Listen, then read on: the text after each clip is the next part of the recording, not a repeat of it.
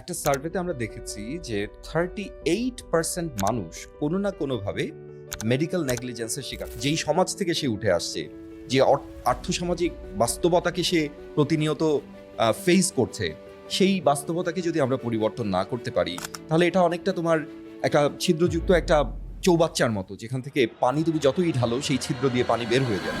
এই 1000 দিনে যদি আমি এই সমস্যার সমাধান করতে না পারি, জীবনে সারা জীবন, এরপরে তুমি 3 বছর বয়স থেকে তার পোলাও, বিরিয়ানি, কোরমা, তুমি দুনিয়ার যাবতীয় খাবার খাও, তার ওই সমস্যার সমাধান হবে না। এটাকে বলে ইররিভার্সিবল ড্যামেজ। একদম ফার্স্ট অ্যান্ড ফরমোস্ট কাজ কি করে কোত্থেকে শুরু করা উচিত? রাষ্ট্রের স্বাস্থ্যের কি অবস্থা সেটা আমি প্রেডিক্ট করতে পারি।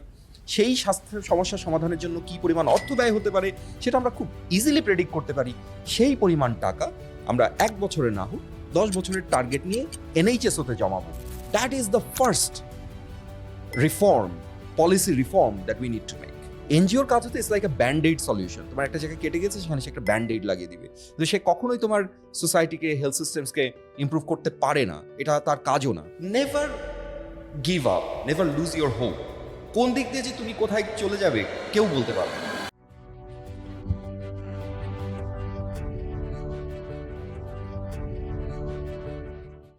সুপ্রিয় দর্শক, সকলকে আমন্ত্রণ জানাচ্ছি কাউন্টার ন্যারেটিভের আজকের পর্বে।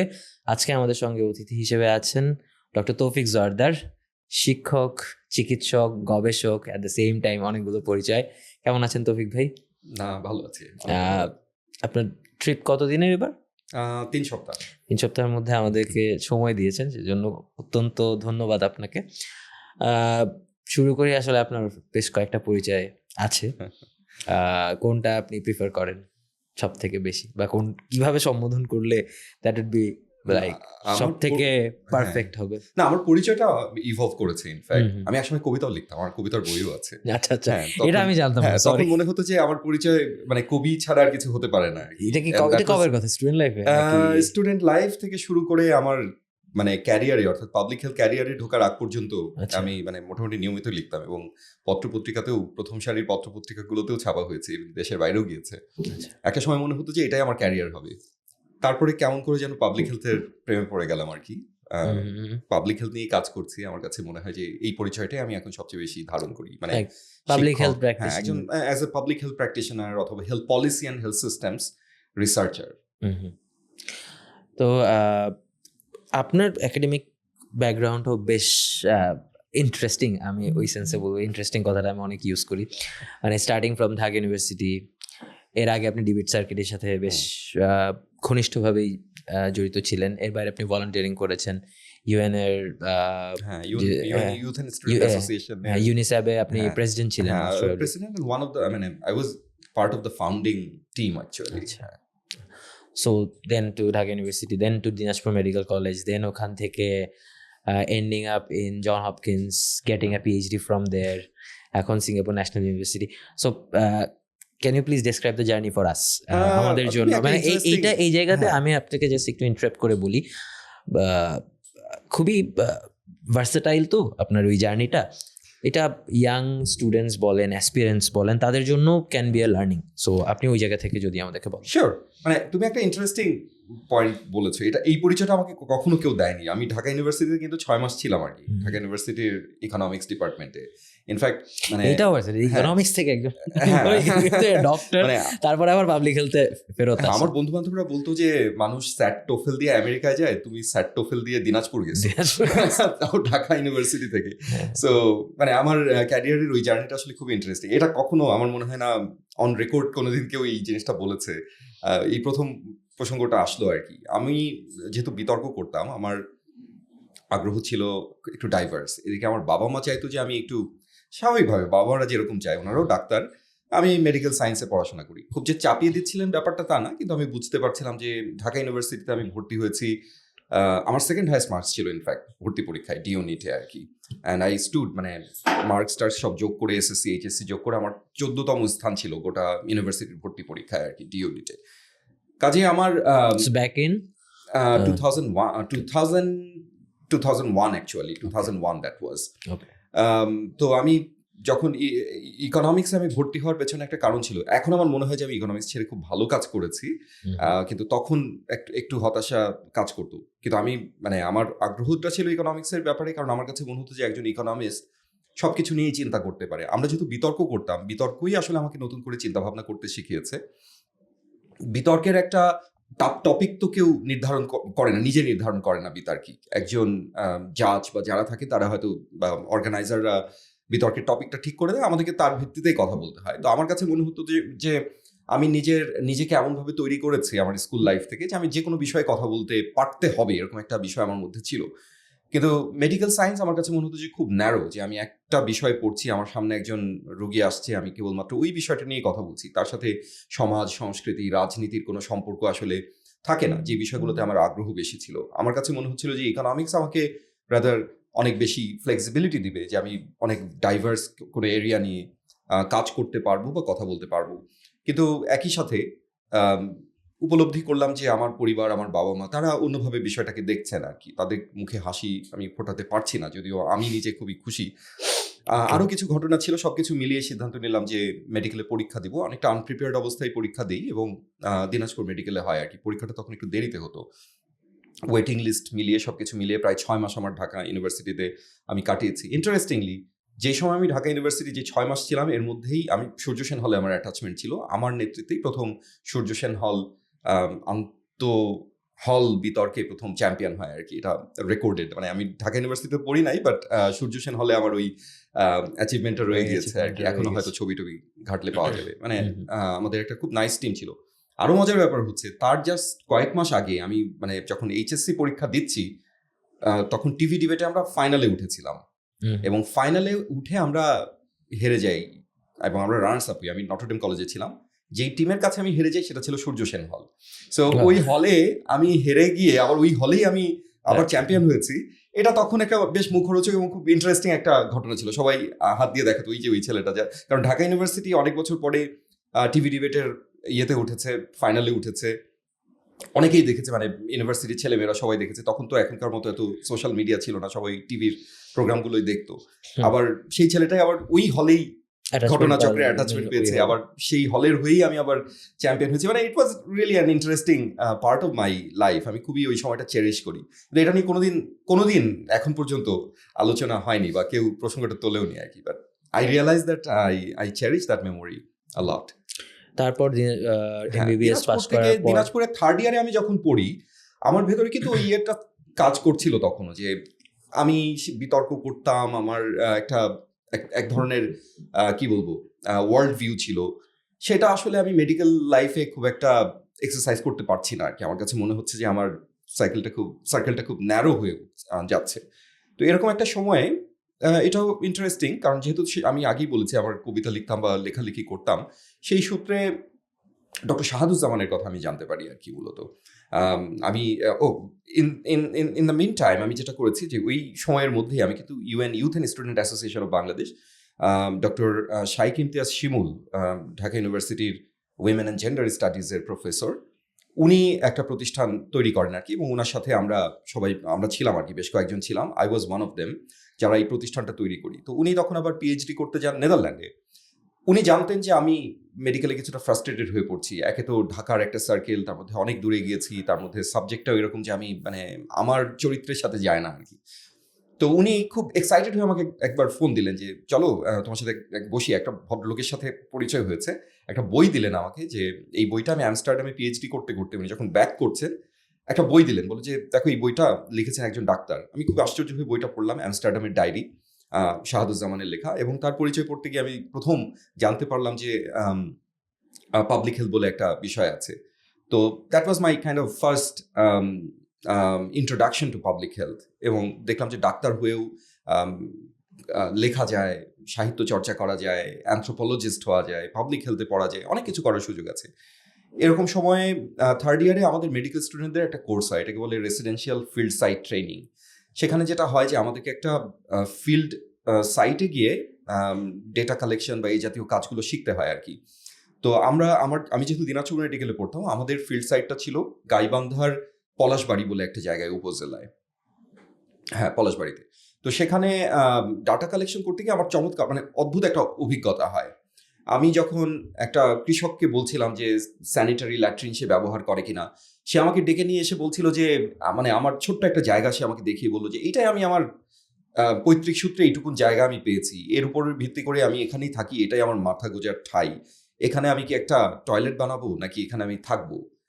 তারপরে একটা ইন্টারভিউ করতে গেলাম, জিজ্ঞেস করছিলাম মাকে যে তারা আয়োডাইজড লবণ ব্যবহার করে কিনা, আয়োডিনযুক্ত লবণ ব্যবহার করেন কিনা, কারণ উত্তরবঙ্গে গয়টার খুব হয়, আমরা যেটাকে গলগণ্ড বলি আর কি, সেটা আয়োডিনের অভাবে হয়। কাজে আমরা এটা খুব গুরুত্বপূর্ণ একটা প্রশ্ন, আমরা মানে দিনাজপুর অঞ্চলে বা উত্তরবঙ্গে গেলে আমরা মানুষকে উদ্বুদ্ধ করার চেষ্টা করতাম তারা যেন আয়োডিনযুক্ত লবণ গ্রহণ করে।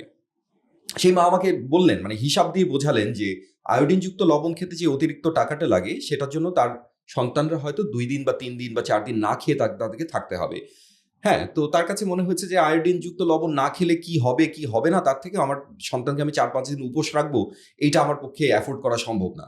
তো আমি যেটা রিয়ালাইজ করলাম যে ওষুধ দিয়ে আমরা হয়তো তার গলগণ্ড রোগ সারাতে পারবো, ওষুধ দিয়ে আমরা হয়তো তার ডায়রিয়াটা সারাতে পারবো, কিন্তু যেই সমাজ থেকে সে উঠে আসছে, যে আর্থসামাজিক বাস্তবতাকে সে প্রতিনিয়ত ফেস করছে, সেই বাস্তবতাকে যদি আমরা পরিবর্তন না করতে পারি, তাহলে এটা অনেকটা তোমার একটা ছিদ্রযুক্ত একটা চৌবাচ্চার মতো, যেখান থেকে পানি তুমি যতই ঢালো সেই ছিদ্র দিয়ে পানি বের হয়ে যাবে। তো আমাদের ওই ছিদ্রটা বন্ধ করতে হবে। তো তখন আমার মাঝে একটা রিয়ালাইজেশন আসে যে আমি আসলে ওষুধ দেওয়ার ডাক্তার হব না, আমি বরং স্বাস্থ্যকে কিভাবে উন্নত করা যায়, স্বাস্থ্য নীতি নিয়ে কিভাবে কাজ করা যায়, স্বাস্থ্য ব্যবস্থাকে কিভাবে উন্নত করা যায়, কিভাবে মানুষের সোশ্যাল ডিটারমিনেন্টস অফ হেলথ বা স্বাস্থ্যের সামাজিক নির্ণায়কগুলোকে অ্যাড্রেস করা যায়, সেগুলো নিয়ে আমি কাজ করব। এবং এই উপলব্ধি থেকে আমার মূলত পাবলিক হেলথে আসা। আমি মেডিকেল কলেজ থেকে পাশ করেই 1 বছর ইন্টার্নশিপ শেষ করে আমি ইমিডিয়েটলি সেই শাহাদুজ্জামান স্যারকে একটা ইমেল করি, যে আমি জানতে পারি যে স্যার একটা পাবলিক হেলথ প্রোগ্রাম বাংলাদেশে তখন চালু করেছেন, James P grant school of public health, BRAC university, এবং ওখানে চান্স পেতে হলে 2 বছর অন্তত কাজ করা লাগে। আমি স্যারকে বললাম যে স্যার আমাকে চান্স পাওয়ার দরকার নাই, বাট আপনি জাস্ট আমাকে একটা সুযোগ দেন, আমাকে মানে পরীক্ষা দেওয়ার ব্যবস্থাটা করেন, আমি যেন পরীক্ষাটা দিতে পারি। তো উনি বললেন যে ঠিক আছে, তুমি আমাকে তোমার অ্যাপ্লিকেশন লেটারটা এবং ডকুমেন্টসগুলো আমার কাছে পাঠাও, আমি এটা দেখছি আর কি। এরপরেরটা তো পরে হলো, আমি ওখানে মানে হাইয়েস্ট স্কোর করলাম, কারণ মানে আমি কিন্তু একাডেমিক মাইন্ডেড পার্সন না আর কি। অনেকে, আমি যেহেতু একাডেমিয়াতে আছে, অনেকে মনে করে যে আমি বোধহয় খুব পড়ুয়া, খুব পড়াশোনা করতে পছন্দ করি। I had never been like that আর কি। আমি এখনো সেরকম না ইনফ্যাক্ট।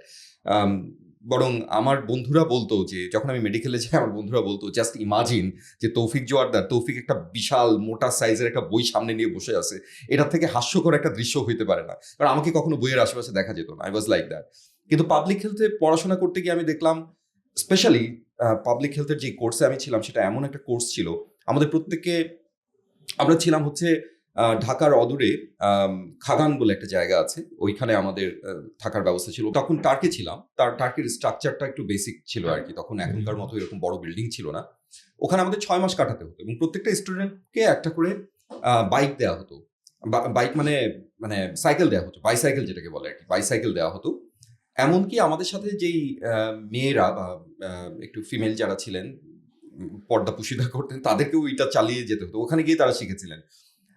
এবং একটা গ্রাম অ্যাসাইন করা ছিল, হ্যাঁ, কাকাবো বলে একটা গ্রাম ছিল ওখানে। সেই গ্রামে আমরা ক্লাসে যা শিখতাম সেই জিনিসটা গ্রামে গিয়ে আমরা সেটা, হয়তো ফর এক্সাম্পল আমরা শিখলাম যে স্যানিটেশন কাকে বলে, স্যানিটেশনের প্রবলেমগুলো কি কি, তো অন্যান্যরা হয়তো সেটা মুখস্থ করে, লিস্ট ধরে মুখস্থ করে যে স্যানিটেশন কিরকম হয়, কি কি ধরনের হয়, কি কি প্রবলেম হয়, কেন করে কেন করে না, স্যানিটেশনের অভাবে কি ধরনের রোগ হয় ইত্যাদি। আর আমাদেরকে বলা হতো যে বেসিক একটা আইডিয়া দিয়ে বলতো যে ঠিক আছে, গ্রামে চলে যাও সাইকেল নিয়ে, গিয়ে ওখানে ঘুরে ফিরে মানুষের সাথে কথা বলো। আমরা ভোরবেলা মানে একদম ফজরের নামাজের সময় ওত পেতে বসে থাকতাম যে মানুষের স্যানিটারি প্র্যাকটিস কি, মানে মানে ওই ব্যাখ্যায় বিশ্লেষণে আর যাচ্ছি না, ইউ ক্যান ইমাজিন যে মানুষ দাঁত মাজছে বা টয়লেট করছে কিভাবে ইত্যাদি ইত্যাদি, এগুলো আমরা দেখে কারো কারো কারো আমরা ইন্টারভিউ করতাম, এবং শর্ত ছিল যে আমরা কথা বলতে পারবো না, ইটস অ্যান অবজারভেশন অলসো। আমরা একই সাথে কন্টেন্ট শিখছি, একই সাথে মেথডস শিখছি যে অবজারভেশন কিভাবে করতে হয়। ক্লাসে এসে আমরা রিপোর্ট করতাম যে ঠিক আছে, এই বিষয়গুলো আমরা দেখলাম, ওইখান থেকে আমাদের লার্নিংটা হতো। সো আমাদের লার্নিংটা কখনোই খুব বুকেশ লার্নিং হতো না। তো আমার কাছে মনে হলো যে সারা জীবন আমাদেরকে বলা হয়েছে এইটা মুখস্থ করো, অরিজিন মুখস্থ করো, ইনসার্শন মুখস্থ করো, নার্ভ সাপ্লাই কিভাবে হয় এটা মুখস্থ করো, কোন জিনিসটা কিভাবে কাজ করে, বায়োকেমিস্ট্রির এই যা বড় বড় ইয়েগুলো মুখস্থ করো, হ্যাঁ, ফর্মুলাগুলো মুখস্থ করো, শুধু মুখস্থ আর মুখস্থ। তো ওখানে গিয়ে দেখলাম যে আমার জীবনে মানে একটা বছরে কোনো কিছুই মুখস্থ করতে হলো না, পুরোটাই আমি কি অবজার্ভ করছি, আমি কিভাবে চিন্তা করছি, আমার পারসেপশন কি, সেগুলোর সাথে মিলিয়ে সবকিছু চিন্তা। আমার কাছে মনে হলো যে এরকমও শিক্ষা এরকমও হতে পারে। আমার বিশ্বাস হতো না। আমাদের টিচাররা কিন্তু বেশিরভাগই বাইরের থেকে আসতেন। রিচার্ড ক্যাশ ছিলেন, হার্ভার্ড থেকে আসতেন, তারপরে London school of hygiene and tropical medicine থেকে আসতেন, জনস হপকিন্স ইউনিভার্সিটি থেকে আসতেন, ক্যারোলিনস্কা ইনস্টিটিউট থেকে আসতেন, কলম্বিয়া ইউনিভার্সিটি থেকে আসতেন। এরকম পৃথিবীর বিখ্যাত পাবলিক হেলথ প্রতিষ্ঠান যেগুলো আছে সেখান থেকে ফ্যাকাল্টিরা এসে আমাদের পড়তো। বাংলাদেশিরা তো ছিলেনই কিছু, কিন্তু সংখ্যায় কম। তাদের যে বেস্ট টিচিং মেথোডোলজি সেগুলো আমরা পেয়েছি। তো সেখান থেকে আমার মনে হলো যে মানে দিস ইজ মাই প্যাথ। আমার মনে হলো আমি পেয়ে গিয়েছি আমার অ্যান্সার। যেই মানে সোল সার্চিংটা ছিল ফর আ লং টাইম, যে আমি আসলে কি হতে চাই, কি চাই, আমি নিজেও বুঝতে পারছিলাম না। কিন্তু এরপরে আমার মনে হলো যে এটাই আমার রাস্তা। তো মনটা আসলে বসে গেল। আমার কখনো জোর করে পড়াশোনায় মন বসাতে হয়নি। এরপরে এর আগ পর্যন্ত আমাকে সবসময় মানে হয় বাবা মার বকা শুনে অথবা পরীক্ষার দিতে হবে এরকম একটা তাড়না থেকে বসতে হতো। কিন্তু আমি দেখলাম যে আমার ভালো লাগছে এইভাবে পড়তে। তো আমাদের এডুকেশন সিস্টেমটা আসলে যে কেমন না, আমার এই জিনিসটা যদি আমি স্কুল থেকে পেতাম, আমার মনে হয় যে আমার ক্যারিয়ারটা হয়তো অন্যরকম হতো। আমি যদি মেডিকেল লাইফে পেতাম, এখন সিঙ্গাপুরে যেমন আমি ডিউক এনইউএস মেডিকেল স্কুলে আছি, খুবই ভালো একটা মেডিকেল স্কুল। এখানে কিছুই মুখস্থ করতে হয় না প্রায়। ওরা নতুন নতুন বিষয়গুলো শিখছে, সিমুলেশনের মাধ্যমে শিখছে। একটা বডির সিমুলেশন তৈরি করা হয়েছে, সেখান থেকে শিখছে। ইনজেকশনটা কিভাবে দেয়া হবে, আমার ভয় লাগতো মানুষের যদি আবার খোঁচা লাগে। কিন্তু তারা শিখছে হচ্ছে একটা ডামির উপরে, এবং সেই ডামি আবার আহা উহুও করে আর কি, মানে ব্যথা পেলে। সো এটা, এবং আমার প্রেশার পয়েন্টটা কেমন হচ্ছে, কোন অ্যাঙ্গেলে আমি দিচ্ছি, সবকিছু ওই কম্পিউটার থেকে বোঝা যায় আর কি। তো আমার কাছে মনে হতো এইভাবে যদি শিখতে পারতাম তো আমি তো ডাক্তারই করতাম, হয়তো আমি পাবলিক হেলথে আসতামও না হয়তো বা। মানে এডুকেশনের পেডাগজি যেটা, সেটা যে কতটা ইনোভেটিভ হতে পারে সেই জিনিসগুলো আসলে তো আমার ওই জেমস প্রিগান থেকে আপনার পরে পরবর্তীতে হপকিন্সে যাওয়া, ওইটাও কি জাস্ট ওইটাও কি বাই চান্স ওর এটাও ইউ কিছুটা চোজ? বাই চান্স, এইটাও বাই চান্স। কারণ আমার টার্গেট ছিল যে 2 বছর পরে, মানে আমাদের যিনি প্রফেসর ছিলেন, প্রফেসর মালবিকা সরকার, ওনারা বলতেন যে 2 বছর তুমি কাজ করো, কাজ করে তুমি আগে বোঝো, তারপর তুমি পিএইচডিতে যাও। তো আমি যেইবার হপকিন্সে আমি অ্যাপ্লাই করি, সেইবার আসলে আমার হপকিন্সে অ্যাপ্লাই করার প্ল্যান ছিল না, ইনফ্যাক্ট পিএইচডি করারই প্ল্যান ছিল না। আমি বেসিক্যালি দেখতে চাচ্ছিলাম যে কিভাবে অ্যাপ্লিকেশন করে, যেহেতু আমার ফ্যামিলিতে কেউ পিএইচডি করেনি। পিএইচডি করতে কি লাগে, কিভাবে এসওপি লিখতে হয়, কিভাবে রিকমেন্ডেশন লেটার নিতে হয়, কিভাবে WES থেকে, ওয়ার্ল্ড এডুকেশন সার্ভিস থেকে ইয়েগুলো করাতে হয়, ইকুইভ্যালেন্স করতে হয় মার্কসগুলো। কারণ আমাদের দেশের মার্কস এবং ইউএস এর মার্কস তো একই সিস্টেমে হয় না, তো ওইটাকে একটা অ্যালাইনমেন্টে আনতে হয়। এই জিনিসগুলো আমার কিছুই জানা ছিল না, কোনোদিন দেখিও নাই। একটা করে স্টেপ যাই, একটা করে প্রতিবন্ধকতা পাই, তারপরে সেটাকে সলভ করি। এভাবে আমি কয়েক মাস ধরে কাজটা করছিলাম। আমার প্ল্যান ছিল যে ওই বছর আমি শিখবো যে কিভাবে কাজটা করতে হয়, সব সার্টিফিকেট ডকুমেন্টসগুলো ওভাবে জড়ো করবো, পরের বছর আমি অ্যাপ্লাই করবো। তো অ্যাপ্লাই করার কিছুদিন আগে নেদারল্যান্ডে আমি একটা scholarship pi, international health and policy evaluation, ISS, international institute of social studies, যেটা আর কি দি হেগ শহরে ওটা আছে। ওখানে আমার 3 মাসের একটা কোর্সে আমি চলে যাই। তো ওটা নিয়ে ব্যস্ত হয়ে পড়ে আমি যখন ব্যাক করে এসে দেখি যে সব ইনস্টিটিউশন তার ডেডলাইন ওভার হয়ে গেছে। এই বছর আমি আর পিএইচডির জন্য অ্যাপ্লাই করতে পারছি না।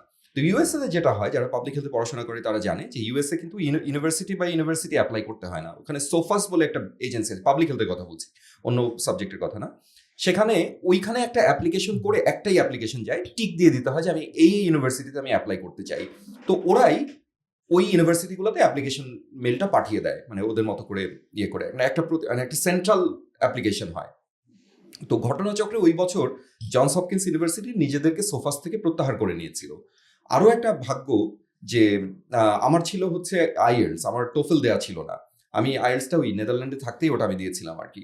তো আমার কাছে, এবং জনস হপকিন্স ইউনিভার্সিটি ওই বছরই আইএলস অ্যালাউ করে আর কি, টোফেলের পাশাপাশি আইএলসও অ্যালাউ করে, যেটা আসলে ইউএস ইউনিভার্সিটিগুলোর জন্য এক্সেপশন। তো আমি দেখলাম যে আমার আর কোনো জায়গায় যাওয়ার নেই।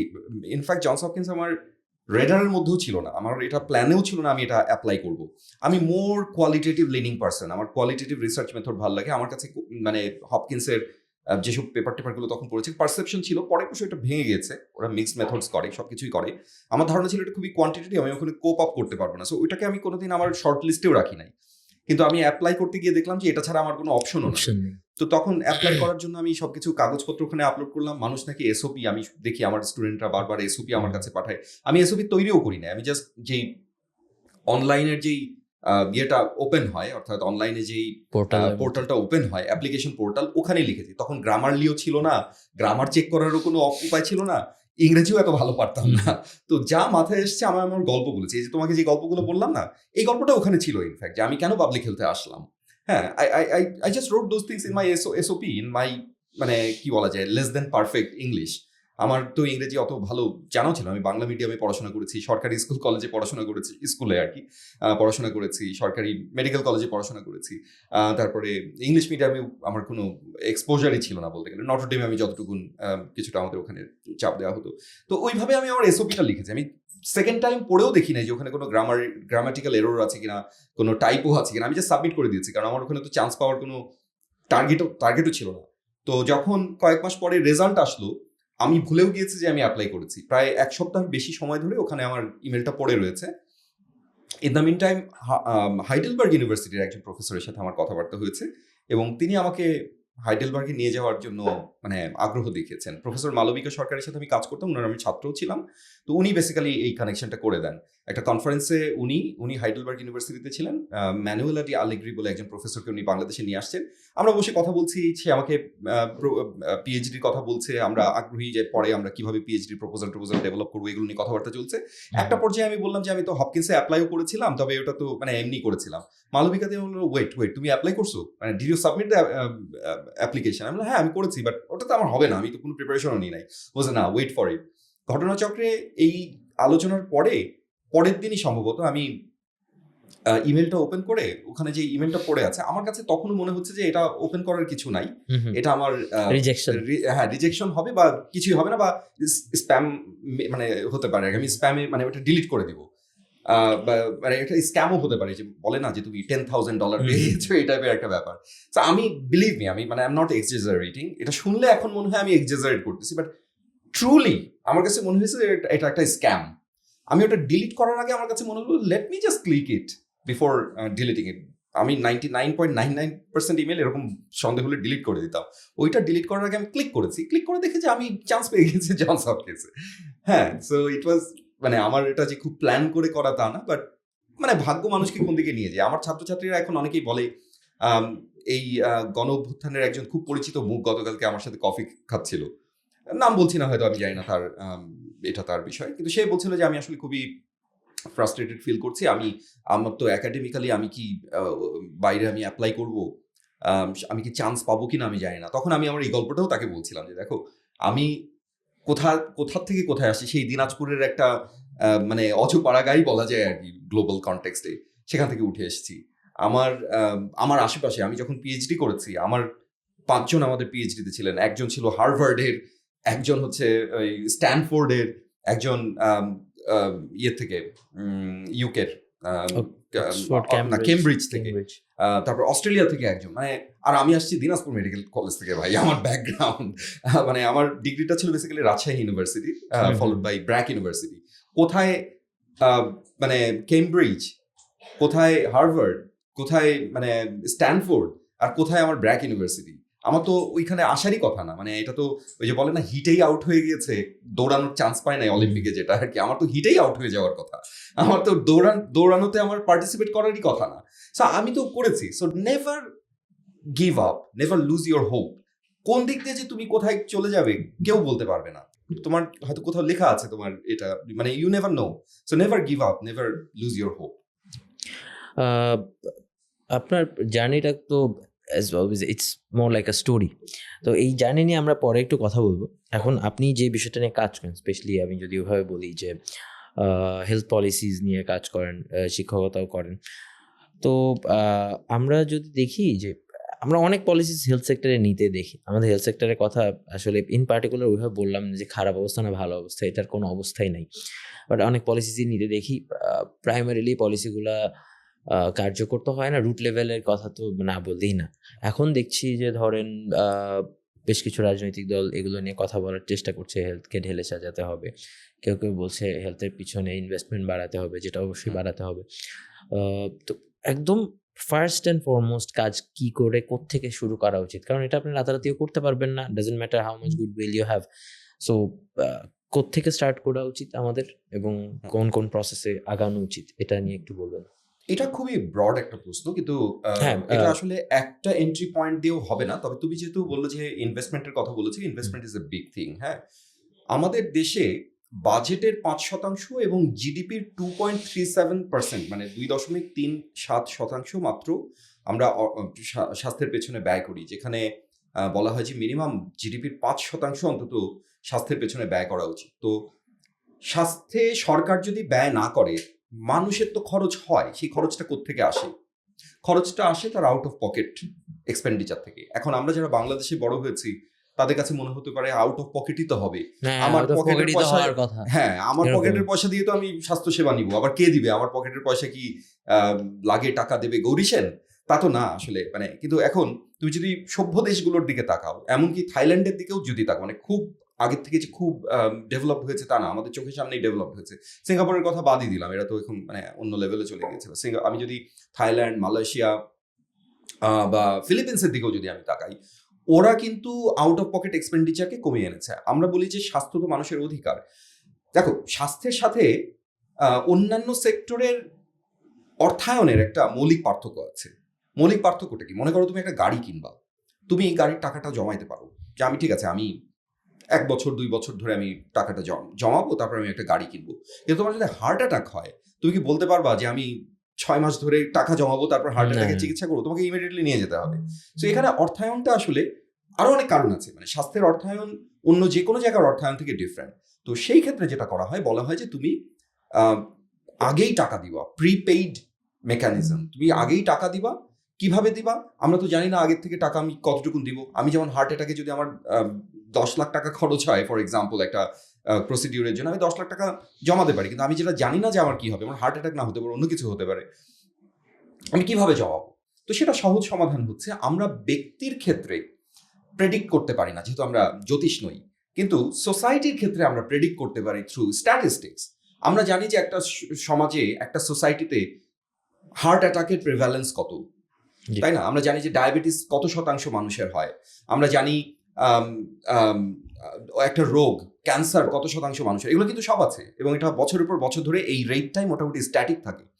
তাহলে আমি যদি একটা রাষ্ট্রকে স্ট্যাটিস্টিক্যালি কল্পনা করি যে আমার রাষ্ট্রে ফর এক্সাম্পল 1000 মানুষ আছে, 1000 জন মানুষের মধ্যে 10 জনের হার্ট অ্যাটাক হয়, হার্ট অ্যাটাকে খরচ হয় এত, তাহলে আমি তো সেই টাকাটা আমি আগে থেকেই বরাদ্দ রাখতে পারি। এইভাবেই প্রিপেইড মেকানিজমটা কাজ করে, এবং এটাকে বলা হচ্ছে রিস্ক পুলিং। তো সবাই কি তাহলে এখানে সমান পরিমাণ অর্থ দেবে? সবার তো ক্যাপাসিটি সমান হবে না। তো এই জন্য বলে যে অ্যাকর্ডিং টু ইয়োর নিড, তুমি অ্যাকর্ডিং টু ইয়োর ক্যাপাসিটি তুমি টাকাটা দেবে। রাষ্ট্র সেই টাকাটা তার অ্যাকর্ডিং টু নিড খরচ করবে, তোমার পেছনে খরচ করবে।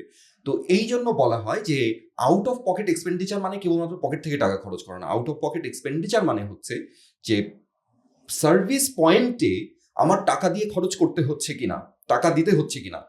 কিন্তু আমি যদি এটা প্রিপেড দিই, টাকাটা আমারই গেল, there is no free lunch. হ্যাঁ, একটা কথা আছে না যে তুমি মানে লাঞ্চ তোমাকে কেউ ফ্রি করাইতেই পারে, কিন্তু টাকা লাঞ্চের খরচ কেউ না কেউ দিচ্ছে। তো একইভাবে হেলথের খরচটা কেউ না কেউ দিচ্ছে, কিন্তু সমস্যা হচ্ছে তুমি যদি তোমার পয়েন্ট অফ কেয়ারে টাকাটা বের করে তোমাকে দিতে হয়, দ্যাটস দ্য প্রবলেম। কারণ ওই মুহূর্তে তুমি যদি কোটিপতিও হও, ওই মুহূর্তে তোমার পকেটে টাকা নাও থাকতে পারে। তুমি কোথায় কখন অ্যাক্সিডেন্টে পড়বা, তোমার কখন কোন অ্যাটাকটা হবে, কোন সমস্যাটা হবে, you never know. So this is not the right way. Is it more like NHS? It is like NHS. তো মানে এটা হচ্ছে প্রিপেইড। আমি NHS শব্দটা ইচ্ছা করেই ব্যবহার করিনি, কারণ পৃথিবীর অনেক দেশে এই সিস্টেমটা আছে। It's not just NHS like এটাকে বলে বেভারেজ মডেল বলে। most famous আর কি। হ্যাঁ, বেভারেজ মডেল বলে এটাকে। হ্যাঁ, যে আমার যেটা হয় যে আমাদের দেশে কি হয়, আমাদের দেশে টাকাটা অর্থ মন্ত্রণালয়ে যায়, অর্থ মন্ত্রণালয় সিদ্ধান্ত নেয় যে আমি কোন খাতে কত বরাদ্দ দেব। সেক্ষেত্রে স্বাস্থ্যের যদি হঠাৎ করে খুব বেশি টাকার প্রয়োজন হয়, বছরের মাঝামাঝি গিয়ে সেই নেগোসিয়েশনটা তারা করতে পারে না। NHS এ যেটা হয়, ন্যাশনাল হেলথ সিকিউরিটি অফিস আছে, NHSও আছে, টাকাটা ওরা হোল্ড করে। দুনিয়া উল্টায় যাক, ওই বছর একজন মানুষ অসুস্থ না হোক, 1 পয়সাও খরচ না হোক, বা ডবল খরচ হোক, ওরা ফান্ডটাকে হোল্ড করে। এটাকে বলা হচ্ছে এয়ারমার্কড ফান্ড। তো এইটা হচ্ছে পলিসির কথা তুমি জিজ্ঞেস করলে, আমি মনে করি আমাদের ইমিডিয়েটলি একটা NHS এর মতো একটা হেলথের জন্য একটা মানে যে আমার ফান্ডটাকে ধরে রাখবে, তারপরে আমার যদি টাকাটা খরচ না হয়, তারা টাকাটা খাটাবে, তারা বন্ড কিনবে, এই কিনবে, যেভাবে হোক টাকাটা আরো বাড়বে, সমস্যা নেই। বাট আমার সারা দেশের মানুষের স্বাস্থ্যকে কল্পনা করে যে এখানে কি কি সমস্যা হতে পারে, আমি ব্যক্তির স্বাস্থ্য নিয়ে আমি প্রেডিক্ট করতে পারি না, তো রাষ্ট্রের স্বাস্থ্যের কি অবস্থা সেটা আমি প্রেডিক্ট করতে পারি। সেই স্বাস্থ্যের সমস্যার সমাধানের জন্য কি পরিমাণ অর্থ ব্যয় হতে পারে সেটা আমরা খুব ইজিলি প্রেডিক্ট করতে পারি। সেই পরিমাণ টাকা আমরা 1 বছরে না হোক 10 বছরের টার্গেট নিয়ে NHSO-তে জমাবো, এবং সেই টাকাটা কেউ হাত দিতে পারবে না। যদি খরচ না হয় ওখানেই থেকে যাবে। হয়তো কখনো 100 বছর পরে কি 10 বছর পরে কি 50 বছর পরে আমার দেশে যদি কখনো কোভিডের মতো একটা অতিমারি হয় তখন খরচ হবে দরকার হলে, তো এই টাকাটাতে হাত দেওয়া যাবে না ভাই। এটা একটা এয়ারমার্ক বাজেট, এটা ওইখানেই থাকবে, এবং এই বাজেটের জন্য আমার অর্থ মন্ত্রণালয়ের দিকে চাতক পাখির মতো তাকায় থাকতে হবে না, এটা ওইখানেই থাকবে। That is the first reform, policy reform that we need to make. That's our entry point, and that will solve a lot of other problems. আপনি WHO, FHI 360 এবং হচ্ছে বাংলাদেশে বিভিন্ন একাডেমিক ইনস্টিটিউশনে কাজ করেছেন। নর্থ সাউথে আপনি দীর্ঘদিন পড়িয়েছেন, ব্র্যাকে পড়িয়েছি, 9 বছর ব্র্যাকেও পড়িয়েছেন। সো ডোনার সাপোর্টে তৈরি পলিসি ডকুমেন্টগুলো এগুলো তো রুট লেভেল পর্যন্ত ইমপ্লিমেন্টেশন হয়ই না। তো এইটার জন্য তো রিসোর্স কনস্ট্রেন্টও আছে। আপনি যে বাজেট নিয়ে কথা বলছেন, so budget is the issue. তো বাজেট বাড়লে এই প্রবলেমগুলো আসলে সর্টেড হবে, that's to begin with. But আমি যে জিনিসটা একটা বিবেচনা করি, ধরেন আমি ইংল্যান্ডে থাকার এক্সপিরিয়েন্স থেকে বলছি যে আমার ধরেন বাংলাদেশে কি হয়, আজকে আপনি you are feeling a bit sick, আপনি সন্ধ্যায় একটা ডাক্তারের কাছে যেতে পারতেছেন, কিন্তু that's not how it works NHSO বা এরকম একটা স্ট্রাকচার আসলে এটা এরকমটা থাকবে না। তো প্রথম যে পরিবর্তনটা আসতে হবে তো মেন্টালিটি একটা পরিবর্তন আসতে হবে। বিকজ আমি ছোটবেলা থেকে এখন 30-এর মতন বয়স, আমার মাথায় তো ওইটা আছে যে আমি if I feel sick I can call one of my friends or seniors or someone or probably একটা ফ্যামিলি মেম্বার, অথবা আমি হচ্ছে সন্ধ্যায় একজন ক্লিনিকে পাশেই হসপিটাল আছে, আমি যাবো গিয়ে একটা ডাক্তার দেখায় আসবো। এটা তো আমি করতে পারবো না। এইটাও একটা ইস্যু। তো এইটা তো আবার একটা মাস এডুকেশনের একটা বিষয় আছে। এটাকে কিভাবে আসলে করা যায়? কারণ এটা তো গভর্নমেন্ট কালকে চাইলে হয়তো, বা মানে যে কোনো গভর্নমেন্ট কালকে চাইলে একটা প্রসেস শুরু করতে পারে, আপনাকে কনভিন্সড হতে হবে। হ্যাঁ, তোমার প্রশ্নটা আর একটু যদি আমাকে একটু ক্লিয়ারলি করো। আমি I agree with the situation you describe. আপনি এত বড় একটা পপুলেশনকে কিভাবে আসলে বোঝাবেন যে না ইটস গুড ফর ইউ? কারণ আমার তো মেন্টালি আমি তো ওই জায়গাতে আছি যে আমার তো ইমিডিয়েট লাগবে। এইটাও একটা খুব ইম্পর্টেন্ট পয়েন্ট বলেছি যে আমাদের মাইন্ডসেটটা এবং আমাদের পুরো পলিসিটা কিউরেটিভ। মানে আমরা ধরেই নিয়েছি যে আমরা অসুস্থ হব, কোনো না কোনোভাবে আমি হাসপাতাল পর্যন্ত পৌঁছাবো, এবং তারপরে আমার চিকিৎসা শুরু হবে বা হবে না, বা কিছু একটা হবে আর কি।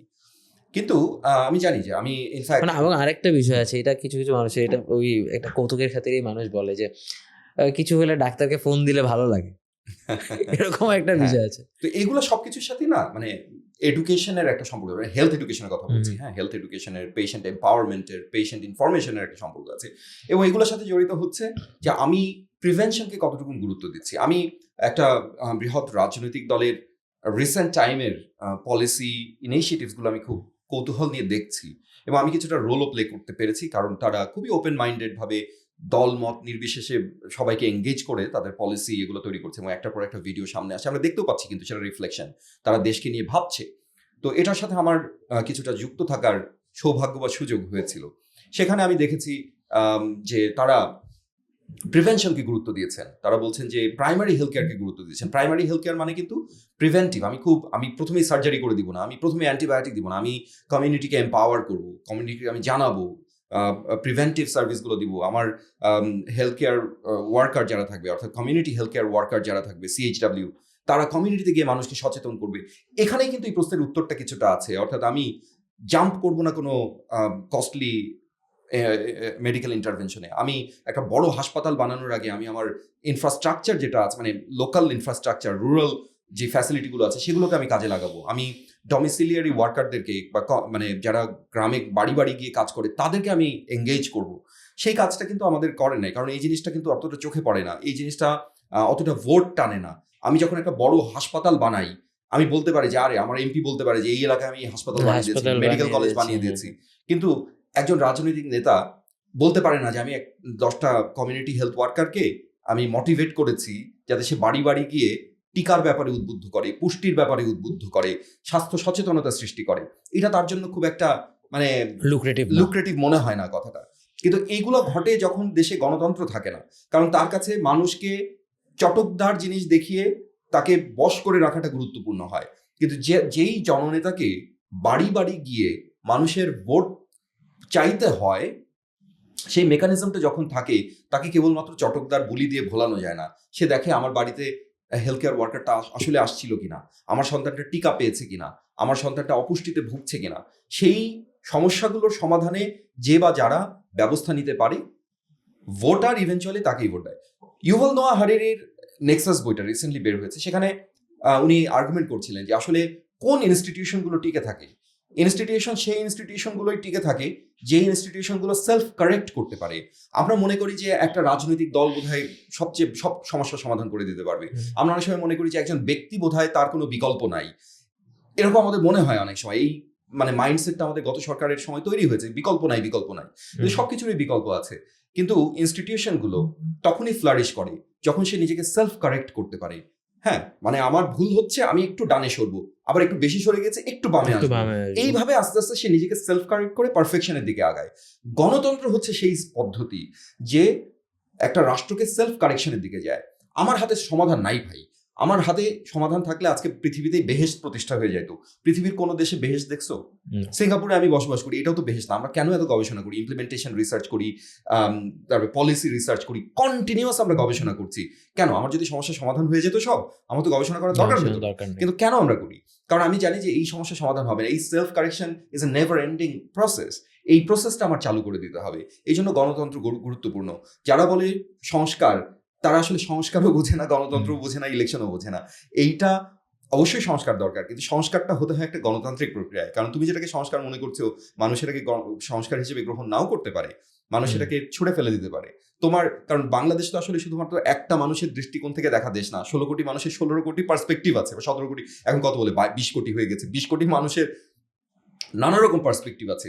কাজেই তুমি যখন একটা ডেমোক্রেটিক সিস্টেমকে তুমি রোল আউট করবা, তখন সে সেলফ কারেক্ট করতে থাকবে নিজেকে, যে আমার এমপি চাঁদাবাজি করেছে, আমি একে আর ভোট দিব না নেক্সট টাইম।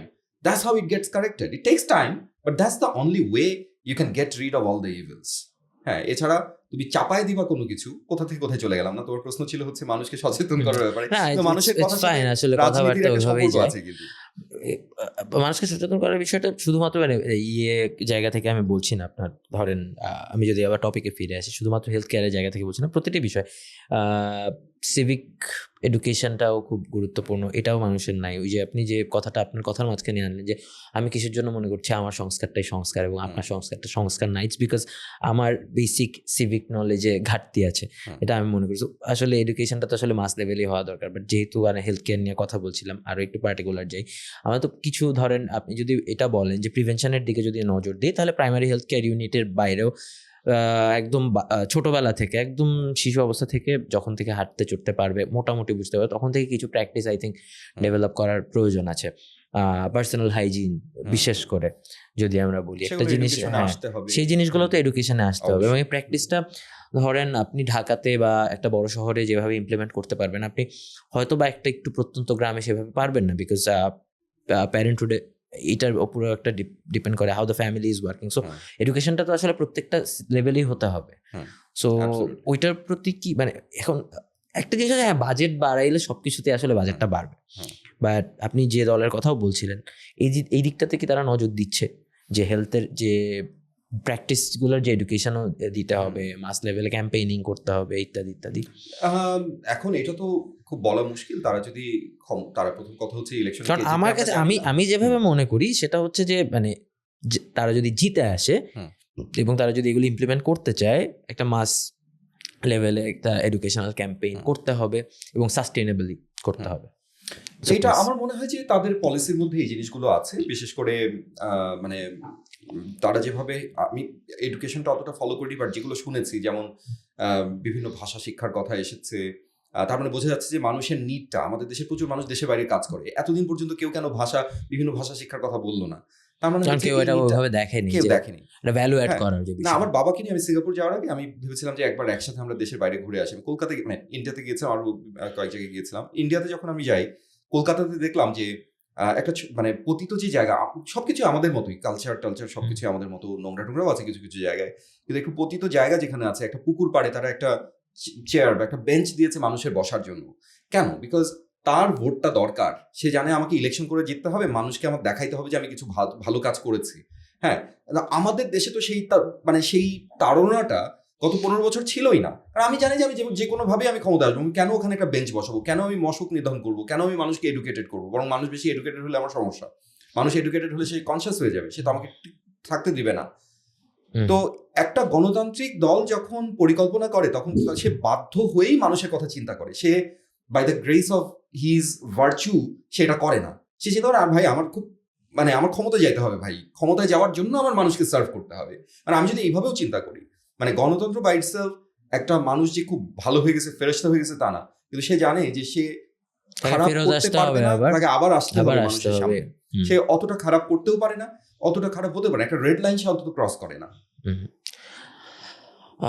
গভর্নেন্সের কথা হয়েছে, হেলথ গভর্নেন্সে আপনি আসলে এটা নিয়ে লিখেছেন, আমি যদি ভুল না করে থাকি, আরবান হেলথ গভর্নেন্স নিয়ে আপনি লেখায় এরকমটা বলেছেন যে মিনিস্ট্রি অফ হেলথ এবং মিনিস্ট্রি অফ লোকাল গভর্নমেন্ট এটার মধ্যে একটা ডুয়াল সিস্টেম আছে বাংলাদেশে, এবং মানে উইচ ইজ ভেরি এভিডেন্ট, আসলে দেখাই যায় এগুলো খুব, মানে এটা খুব মানে মানে খুব আপনার ক্রিটিক্যালও হতে হবে না, anyone if they are looking into it, it's just there.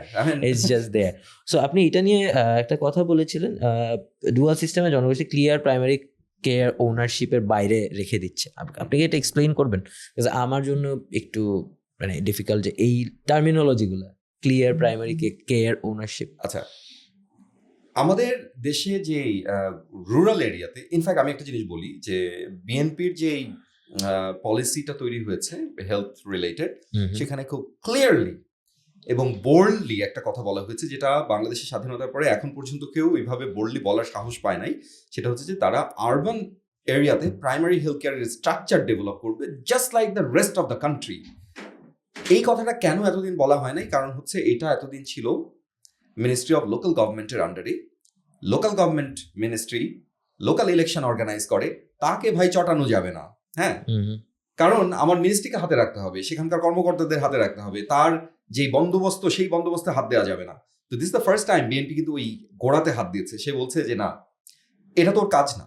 Local government মিনিস্ট্রির হাজারটা কাজ আছে, সে ইলেকশন অর্গানাইজ করে, সে স্যানিটেশনের ব্যবস্থা করে, সে আরো অনেক কিছু বেসিক ডেভেলপমেন্ট অনেক কিছু করে, তার সারা দেশব্যাপী।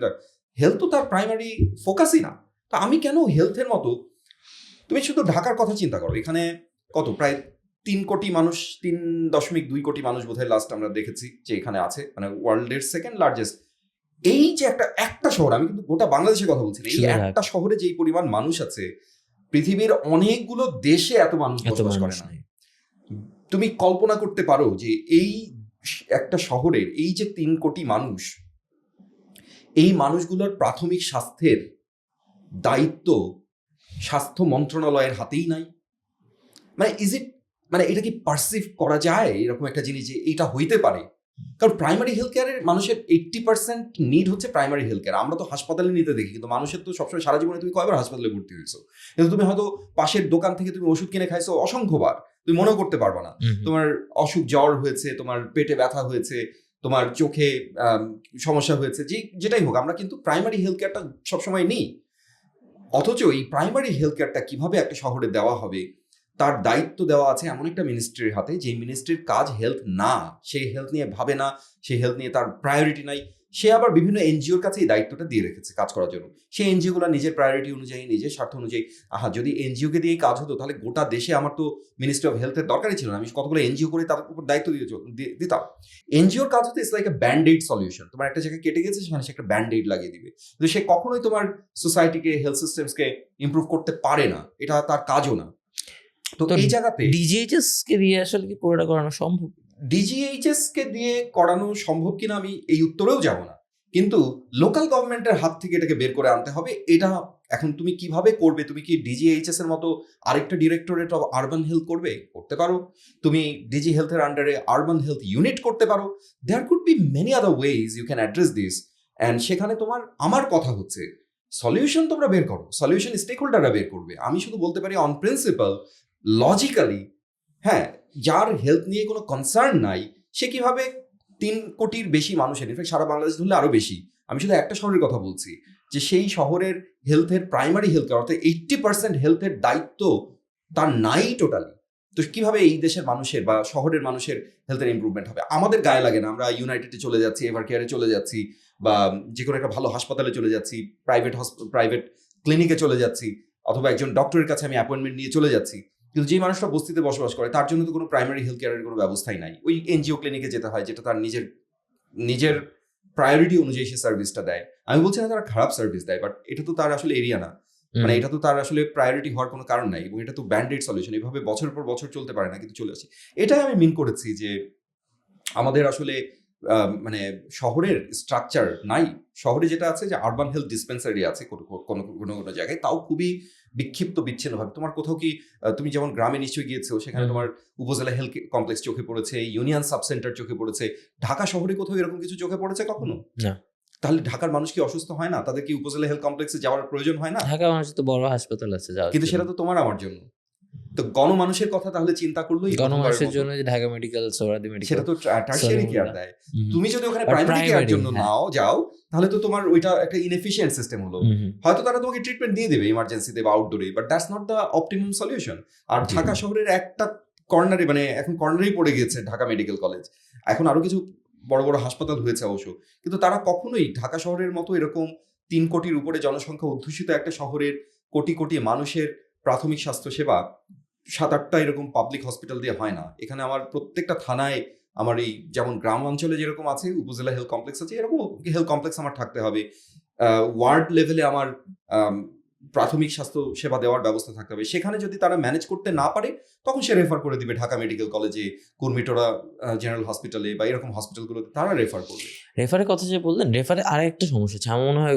কিছু কিছু ক্ষেত্রে আমরা যেরকম দেখি, নিউজ টিউজেও দেখি, ডাক্তারদের উপর অনেক সময় হামলা হয়, অনেক সময় ডাক্তারদের উপর দোষারোপও হয় যে ভুল চিকিৎসার। এই জন্য ডাক্তাররা অনেক স্পেশালি একটু প্রাইমারি লেভেলের যে সকল হেলথ কেয়ার প্রোভাইডার ইনস্টিটিউশনস আছে, তারা they prefer to refer to a bigger place like Dhaka Medical বলেন বা অন্যান্য মেডিকেল কলেজ বলেন। তো ওইটাও তো একটা, মানে that's also a mentality issue. Also আমি ডাক্তারদের কথা বললে দ্যাটস স্কিল ইস্যু। সো এইটা কিভাবে আসবে? একটা সার্ভেতে আমরা দেখেছি যে 38% মানুষ কোনো না কোনোভাবে মেডিকেল নেগলিজেন্সের শিকার হয়েছে। অর্থাৎ মেডিকেল নেগলিজেন্সের যেই ডেফিনিশন, সেটাকে যদি আমরা অ্যাপ্লাই করি, 38% মানুষ কোনো না কোনোভাবে এটা হয়েছে। অর্থাৎ একটা আবার কিন্তু মেডিকেল নেগলিজেন্সের আমাদের খুব একটা রেমেডিও নাই, মানে রেমেডিও নাই, কোনো ব্যবস্থাও নাই। তুমি আইনের মানুষ, আইনের কোনো মেকানিজমই এখানে তাকে যেটা করতে হয় যে তাকে হয়তো আমাদের যেই মানে সিভিল অথবা ক্রিমিনাল ল সেখানে ফেলতে, কিন্তু ক্রিমিনাল লয়ার তো আসলে একটা ডাক্তারের ক্রিমিনাল অফেন্স হয়েছে কিনা বা সে আসলে নেগলিজেন্স করেছে কিনা এটা বোঝার মতো ক্যাপাসিটি, ট্রেনিং কোনো কিছুই তার নাই। তো আমার একটা আসলে মেডিকেল ট্রাইব্যুনাল দরকার। তো আমি বিএনপির পলিসিতে দেখলাম যে একদম 1 নম্বরে আছে হচ্ছে এই legal reform, medical legal reform আছে 1 নম্বরে। তার মানে আমার যেই, এবং এই লিগাল রিফর্মটা কেউ মনে করতে পারে যে তাহলে কি আমরা ডাক্তারদেরকে ধরতে যাচ্ছি, ব্যাপারটা তা না। এখানে রোগী কেন একটা ক্লিনিক ভাঙচুর করে, বিকজ তার আসলে করারও তো কিছু নেই, তার যাওয়ার কোনো জায়গা নাই, তারই ফ্রাস্ট্রেশনটা দেওয়ার কিছু নাই। বিকজ সে যখন নর্মাল ক্রিমিনাল প্রসিডিংস এর মধ্যে যাবে, in most cases if there is a big negligence, সেটা আসলে প্রুফ করার তেমন কোনো লিগাল মেকানিজম নাই। সো আমার ফ্রাস্ট্রেশন তো আমার আসলে ওইভাবে ঝাড়তে হবে। সো এখন আমার যেটা পয়েন্ট সেটা হচ্ছে যে দেখেন, আপনি বললেন যে একটা লোকাল গভর্নমেন্ট থেকে আমি বের করে আনছি, মিনিস্ট্রি আন্ডারে, হেলথ মিনিস্ট্রি আন্ডারে নিয়ে আসছি, এবং এখানে আমি যে কোনো একটা ফ্রেমওয়ার্ক করে এটা চালু করছি। তারপরে আমি হেলথের লিগাল সাইডগুলো নিয়ে, মেডিকেল জুরিসপ্রুডেন্স, এগুলোকে আমি একটু ডেভেলপ করলাম। It's a huge task and needs utmost commitment, needs a bit of time. At the same time আমার মানুষকে বোঝাতেও হবে যে ভাইয়া একটু ধৈর্য ধরো, give me a little bit of time so that মানে at least visible তো কিছু করতে হবে। কারণ আবার হেলথ এরকম না আপনি 2 বছর বন্ধ করে রাখতে পারবেন, 2 বছর পরে আসতে, এটাও তো করতে পারবেন না। সো সবগুলো জিনিসকে একসাথে, isn't it a too big job they are willing to take if they come in power? It's a big job, no question about that. কিন্তু এটার জন্য যেই অর্থটা লাগবে, আবারও অর্থে ফেরত যাচ্ছে, অর্থের দুটো রাস্তা আছে। এক হচ্ছে যে তুমি অর্থের সমাগম বাড়াবা, অথবা অর্থের ব্যয়টাকে তুমি এফিশিয়েন্ট করবা। শুনলে অবাক হবা যে আমাদের আমি তো প্রথমে শুরুতেই বললাম যে আমাদের বাজেট বরাদ্দ এত কম বরাদ্দের মধ্যে থেকেও প্রায় 20-30% টাকা মিনিস্ট্রি অফ হেলথ থেকে প্রত্যেক বছর ব্যাক যায়, ফেরত যায়। কেন ফেরত যায়? কারণ আমি এফিশিয়েন্ট না, আমি ওই টাকাটাও খরচ করার মতো আমার ক্যাপাসিটি নেই। কেন নাই? That's a different question. Let me park that question for maybe next round. That's another big answer. আমি তোমাকে জাস্ট ফেনোমেনটা আগে বলি, তারপরে হয়তো পরে যদি সময় থাকে তাহলে কেন ফেরত যায় সেখানে আমি যাবো। বাট ফেরত যায় ব্রডলি আমি ইনএফিশিয়েন্ট বলে। তাহলে আমার টাকা বাড়ানোর আমার দুটো রাস্তা আছে। একটা হচ্ছে যে টাকা আনা, আরেকটা হচ্ছে যে টাকাটা আছে এই যে 30% টাকা, মানে 1/3 টাকা কিন্তু আমার ফেরত চলে যাচ্ছে, কখনো 40% চলে যায় কোনো কোনো বছর। সেই টাকাটা যেন চলে না যায়, বরং এই টাকাটা যেন সিস্টেমের মধ্যে আমরা ব্যবহার করতে পারি। তুমি চিন্তা করতে পারো যে হেলথের বাজেট কিন্তু one of the biggest budget, তার 1/3 মানে এটা মানে হিউজ অ্যামাউন্ট অফ মানি, সেই টাকাটা আমি খরচই করতে পারছি না। কেন করতে পারছি না? I will answer that letter. But এইটাকে যদি আমি খরচ করতে পারতাম আমার অনেক সমস্যার সমাধান হয়ে যেত, আমি যদি এফিশিয়েন্ট হতাম। আবার শুধু যে টাকাটা আমি আনলাম তাই না, আমার যেই টাকাটা আমি খরচ করছি, অর্থাৎ ধরা যাক যে আমি 70% টাকা আমি খরচ করছি, সেই টাকাটাও কি আমি আসলে খুব জুডিশিয়াসলি খরচ করছি? মনে হয় না। সেটারও অ্যান্সার আমি কিভাবে এফিশিয়েন্ট হতে পারতাম সেই প্রশ্নের উত্তর, যেটা আমি পরে দেওয়ার চেষ্টা করব, সেখানে আছে। অর্থাৎ আমি যদি এফিশিয়েন্সি গেইন করতে পারি, আমার এক্সিস্টিং রিসোর্স দিয়েও আমি অনেক সমস্যার সমাধান করতে পারবো, এক। আর 2 নাম্বার হচ্ছে আমার টাকা আনতে হবে। টাকা আনার দুটো রাস্তা। একটা হচ্ছে প্রথমেই যেটা বলেছি, আমার একটা রিং ফেন্স করা থাকতে হবে যে হেলথের জন্য আমার এই টাকা চাই। আরেকটা রাস্তা আছে, সেটা হচ্ছে যে ইনোভেটিভ ফাইন্যান্সিং। আমরা মনে করি যে মানুষ ট্যাক্স দিবে, ট্যাক্সের টাকাতেই কেবলমাত্র মিনিস্ট্রি অফ ফাইন্যান্সে যাবে, সে আমাকে কিছু বরাদ্দ দিবে, এখান থেকে হবে। এর বাইরেও কিন্তু রাস্তা আছে। মানুষ যে ধূমপান করে, ধূমপান করার কারণে ক্ষতি কি? তার কাশি হয়, বা তার লাং ক্যান্সার হয়, বা তার অ্যাজমা হয়। তো এই যে ক্ষতিটা হয়, এই ক্ষতির ভার, অর্থাৎ এই ক্ষতিটা যখন হয় তখন সে কি করে? সে তো হাসপাতালে যায় বা সে চিকিৎসা সেবা নেয় আর কি। তো তার এই যে ভার, অর্থাৎ তার যে মানে আমরা ট্যাক্সটা কেন নিই? ট্যাক্স তো নিই আমরা সার্ভিস দেওয়ার জন্য। তো ধূমপানের কারণে যে ক্ষতিটা হয়, সেই ক্ষতিটা কি রোডস অ্যান্ড হাইওয়েজ এর খাত থেকে কাটা যায়? সেইটা কি রেল মন্ত্রণালয় থেকে কাটা যায়? কাটা যায় কোথা থেকে? হেলথ থেকে কাটা যায়। তাহলে এই টাকাটা হেলথে কেন আসবে না? তুমি যে ট্যাক্সটা সিগারেটের কারণে যা পাচ্ছ, সেই টাকাটা এন্টায়ারলি হেলথে আসা উচিত, কারণ এর এন্টায়ারলি এটা হেলথের উপর দিয়ে যাচ্ছে। এটা দিবে নাকি this is the argument you have to make. তোমার এই আর্গুমেন্ট, তুমি টাকাটা তাহলে নিচ্ছ কেন ইন দ্য ফার্স্ট প্লেস?